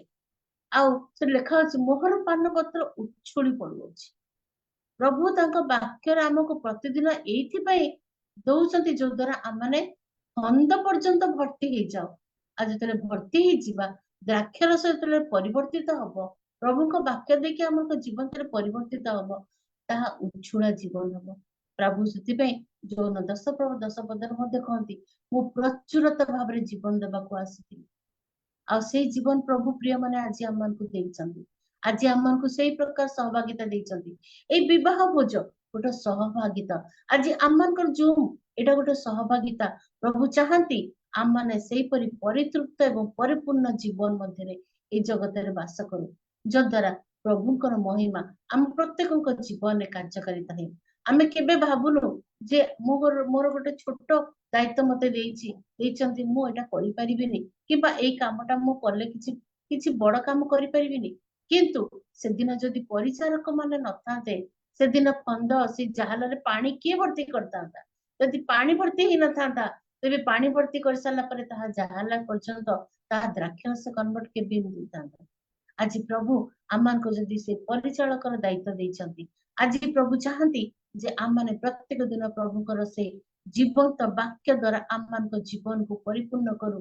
ଆଉ ତଦ୍ୱାରା ଆମେ ଯାହା ଆଜି ପର୍ଯ୍ୟନ୍ତ ଶିଖିଛୁ, ପ୍ରଭୁଙ୍କର ସେଇ ଆଶ୍ଚର୍ଯ୍ୟ କାର୍ଯ୍ୟ ଯୋଗୁଁ ହିଁ, ପ୍ରଭୁଙ୍କର ସେଇ ପବିତ୍ର ଆତ୍ମାଙ୍କର କାର୍ଯ୍ୟ ଯୋଗୁଁ ହିଁ ଆଜି ବିଶ୍ୱାସରେ ପ୍ରଭୁଙ୍କ ପାଖରେ ଆମେ ବସି ପାରିଛୁ। ଆଉ ସେ ବିଶ୍ୱାସ ପ୍ରମାଣେ ଆଜି ଆମମାନେ ପ୍ରତ୍ୟେକ ନିଜ ନିଜକୁ ପରିପୂର୍ଣ୍ଣ ଜୀବନରେ ପରିବର୍ତ୍ତିତ କରିବା ପାଇଁ ପ୍ରଭୁଙ୍କ ପାଖରେ ସମର୍ପିତ କରୁ। ପ୍ରଭୁ ଚାହାନ୍ତି ଯେ ଆମ ଜୀବନରେ ତାହାଙ୍କର ମହିମା ପ୍ରକାଶ ପାଉ, ଆମ ଜୀବନ ଦ୍ୱାରା ଅନ୍ୟମାନେ ବିଶ୍ୱାସରେ ଆସନ୍ତୁ, ଆମ ଜୀବନରେ ପ୍ରଭୁଙ୍କର ପରିତ୍ରାଣ ଯାହାକି ଆମମାନଙ୍କ ପାଖରେ ପ୍ରଭୁ ଆମଙ୍କ ପାଇଁ ଦେଇଛନ୍ତି, ତାହା ପ୍ରତ୍ୟେକ ମାନବ ଯେପରି ପ୍ରଭୁଙ୍କର ଉପସ୍ଥିତିରେ ସେଇ ପରିତ୍ରାଣକୁ ଅନୁଭବ କରିପାରିବେ, ପାଇପାରିବେ। ତେଣୁ ପ୍ରଭୁ ଆମମାନଙ୍କୁ ଏଇ ବାକ୍ୟ ମଧ୍ୟ ଦେଇ କଥା କୁହନ୍ତୁ ଯେ ପ୍ରଭୁ ଆମମାନଙ୍କ ଜୀବନକୁ ପରିବର୍ତ୍ତନକାରୀ ଜୀବନ ଦେଖିବାକୁ ଚାହାନ୍ତି, ଆମମାନଙ୍କ ଜୀବନ ଅନ୍ୟମାନଙ୍କର ପରିତୃପ୍ତର ବିଷୟ ଦେଖିବାକୁ ଚାହାନ୍ତି, ଆମମାନଙ୍କ ଜୀବନକୁ ସେ ଜାହାଲା ସଦୃଶ ଅନ୍ୟର ପରିତୃପ୍ତ, ଅନ୍ୟର ପରିତ୍ରାଣ କାର୍ଯ୍ୟର ମହିମା କରିବା ପାଇଁ ଚାହାନ୍ତି। ଆସୁ ଆମମାନେ ପ୍ରତ୍ୟେକ ପ୍ରଭୁଙ୍କ ପାଖରେ ସମର୍ପିତ ହଉ, ଆଉ ପ୍ରଭୁଙ୍କ ପାଖରେ ପ୍ରତ୍ୟେକ ସମୟରେ ନିଜକୁ ପ୍ରାର୍ଥନା ରଖୁ, ପ୍ରଭୁ ତୁମେ ମୋର ପାତ୍ରକୁ ପରିପୂର୍ଣ୍ଣ କର। ଯେତେବେଳେ ପିତା ପରମେଶ୍ୱର ଆମକୁ ପରିପୂର୍ଣ୍ଣ କରିବେ, ସେତେବେଳେ ଆମମାନଙ୍କ ପାଖରେ ଆଉ କୌଣସି ଅଭାବ ରହିବ ନାହିଁ। ସେଥିପାଇଁ ଗୀତରେ ଲେଖାଯାଏ ସଦାପ୍ରଭୁ ମୋର ପ୍ରତିପାଳକ, ମୋର ଅଭାବ ହେବ ନାହିଁ। ଆସୁ ଆମମାନେ ପ୍ରଭୁଙ୍କର ବାକ୍ୟରେ ନିଜକୁ ପରିପୂର୍ଣ୍ଣ କରୁ। ଆଜି ପ୍ରଭୁଙ୍କ ବାକ୍ୟରେ ନିଜକୁ ପ୍ରସ୍ତୁତ କରୁ। ଛୋଟ ଆମର ଯାହାର ରୂପକ ଜୀବନରେ କୋଉଠି କୋଣରେ ମଧ୍ୟ ଯେମିତି କୋଉଠି ଖାଲି ନଯାଏ, ଯାହା ଯେପରି ପରିବର୍ତ୍ତିତ ହେଇଯିବ। ଆଉ ଯେତେବେଳେ ପରିବର୍ତ୍ତିତ ଜୀବନ ଅନ୍ୟମାନେ ଦେଖିବେ, ତାହା ବିଶ୍ୱାସର କାରଣ, ତାହା ପରିତ୍ରାଣର କାରଣ, ତାହା ଅନ୍ୟମାନଙ୍କର ଆଶୀର୍ବାଦର କାରଣ ହେଇପାରିବ। ପ୍ରଭୁ ଆମ ପ୍ରତ୍ୟେକଙ୍କୁ ସାହାଯ୍ୟ କରନ୍ତୁ। ଏଇ ସହଭାଗିତାରେ ବିଶ୍ୱାସ କରି ପ୍ରଭୁ ଆମ ପ୍ରତ୍ୟେକଙ୍କୁ ନିଶ୍ଚିତ ଭାବରେ ନିଜର ବ୍ୟକ୍ତିଗତ ଜୀବନରେ ଆମମାନଙ୍କୁ କଥା କହିଛନ୍ତି। ଆଉ ସେ ବିବାହ ଭୋଜରେ ଯେମିତି ନିମନ୍ତ୍ରିତ ବ୍ୟକ୍ତି ପରି ସେଦିନ ତାଙ୍କ ମାତା ଯୀଶୁ ତାଙ୍କ ଶିଷ୍ୟମାନେ ଯାଇଥିଲେ, ଆଜି ସେଇ ପ୍ରକାର ଆଉ ଗୋଟେ ବୋଝ ପାଇଁ ଆଜି ଆମମାନେ ପ୍ରସ୍ତୁତ ହେବା। ଆଗକୁ ଆଉ ଗୋଟେ ପବିତ୍ର ବୋଝ ଅଛି। ଆମମାନଙ୍କର ଯୀଶୁ ଖ୍ରୀଷ୍ଟ ଯେତେବେଳେ ଆମମାନଙ୍କୁ ନେବା ପାଇଁ ଆସିବେ, ସେତେବେଳେ ଆମମାନେ ସମ୍ପୂର୍ଣ୍ଣ ଭାବରେ ଜଳରୁ ଦ୍ରାକ୍ଷରସ ପରିପୂର୍ଣ୍ଣିତ ଜୀବନ ଆମମାନଙ୍କ ପାଖରେ ପ୍ରଭୁ ଦେଖିବାକୁ ଚାହାନ୍ତି। ଯେତେବେଳେ ଆମମାନେ ସେଇ ପ୍ରକାର ପରିପୂର୍ଣ୍ଣ ଭାବରେ ସମ୍ପୂର୍ଣ୍ଣ ଭାବରେ ପ୍ରସ୍ତୁତ ହେଇକିରି ରହିବା, ଯଦ୍ୱାରା କି ସେଇ ମହାଭୋଜରେ ଆମମାନେ ଯୀଶୁ ଯେତେବେଳେ ଆମମାନଙ୍କୁ ନେବାକୁ ଆସିବେ, ବରଙ୍କ ପାଇଁ ଆମମାନେ ସମ୍ପୂର୍ଣ୍ଣ ଭାବରେ ପ୍ରସ୍ତୁତ ହେଇକି ରହିପାରିବା। ତେବେ ଆମମାନଙ୍କ ଜୀବନ ପ୍ରଭୁଙ୍କ ପାଖରେ ଗ୍ରହଣୀୟ ହେଇପାରିବ, ଆମେ ତାଙ୍କ ପାଖରେ ଠିଆ ହେଇପାରିବା, ଆମେ ତାଙ୍କର ନିକଟବର୍ତ୍ତୀ ହେଇପାରିବା, ଆମମାନଙ୍କୁ ସେ ନେବା ପାଇଁ ଆମେ ଯୋଗ୍ୟ ବନିପାରିବା।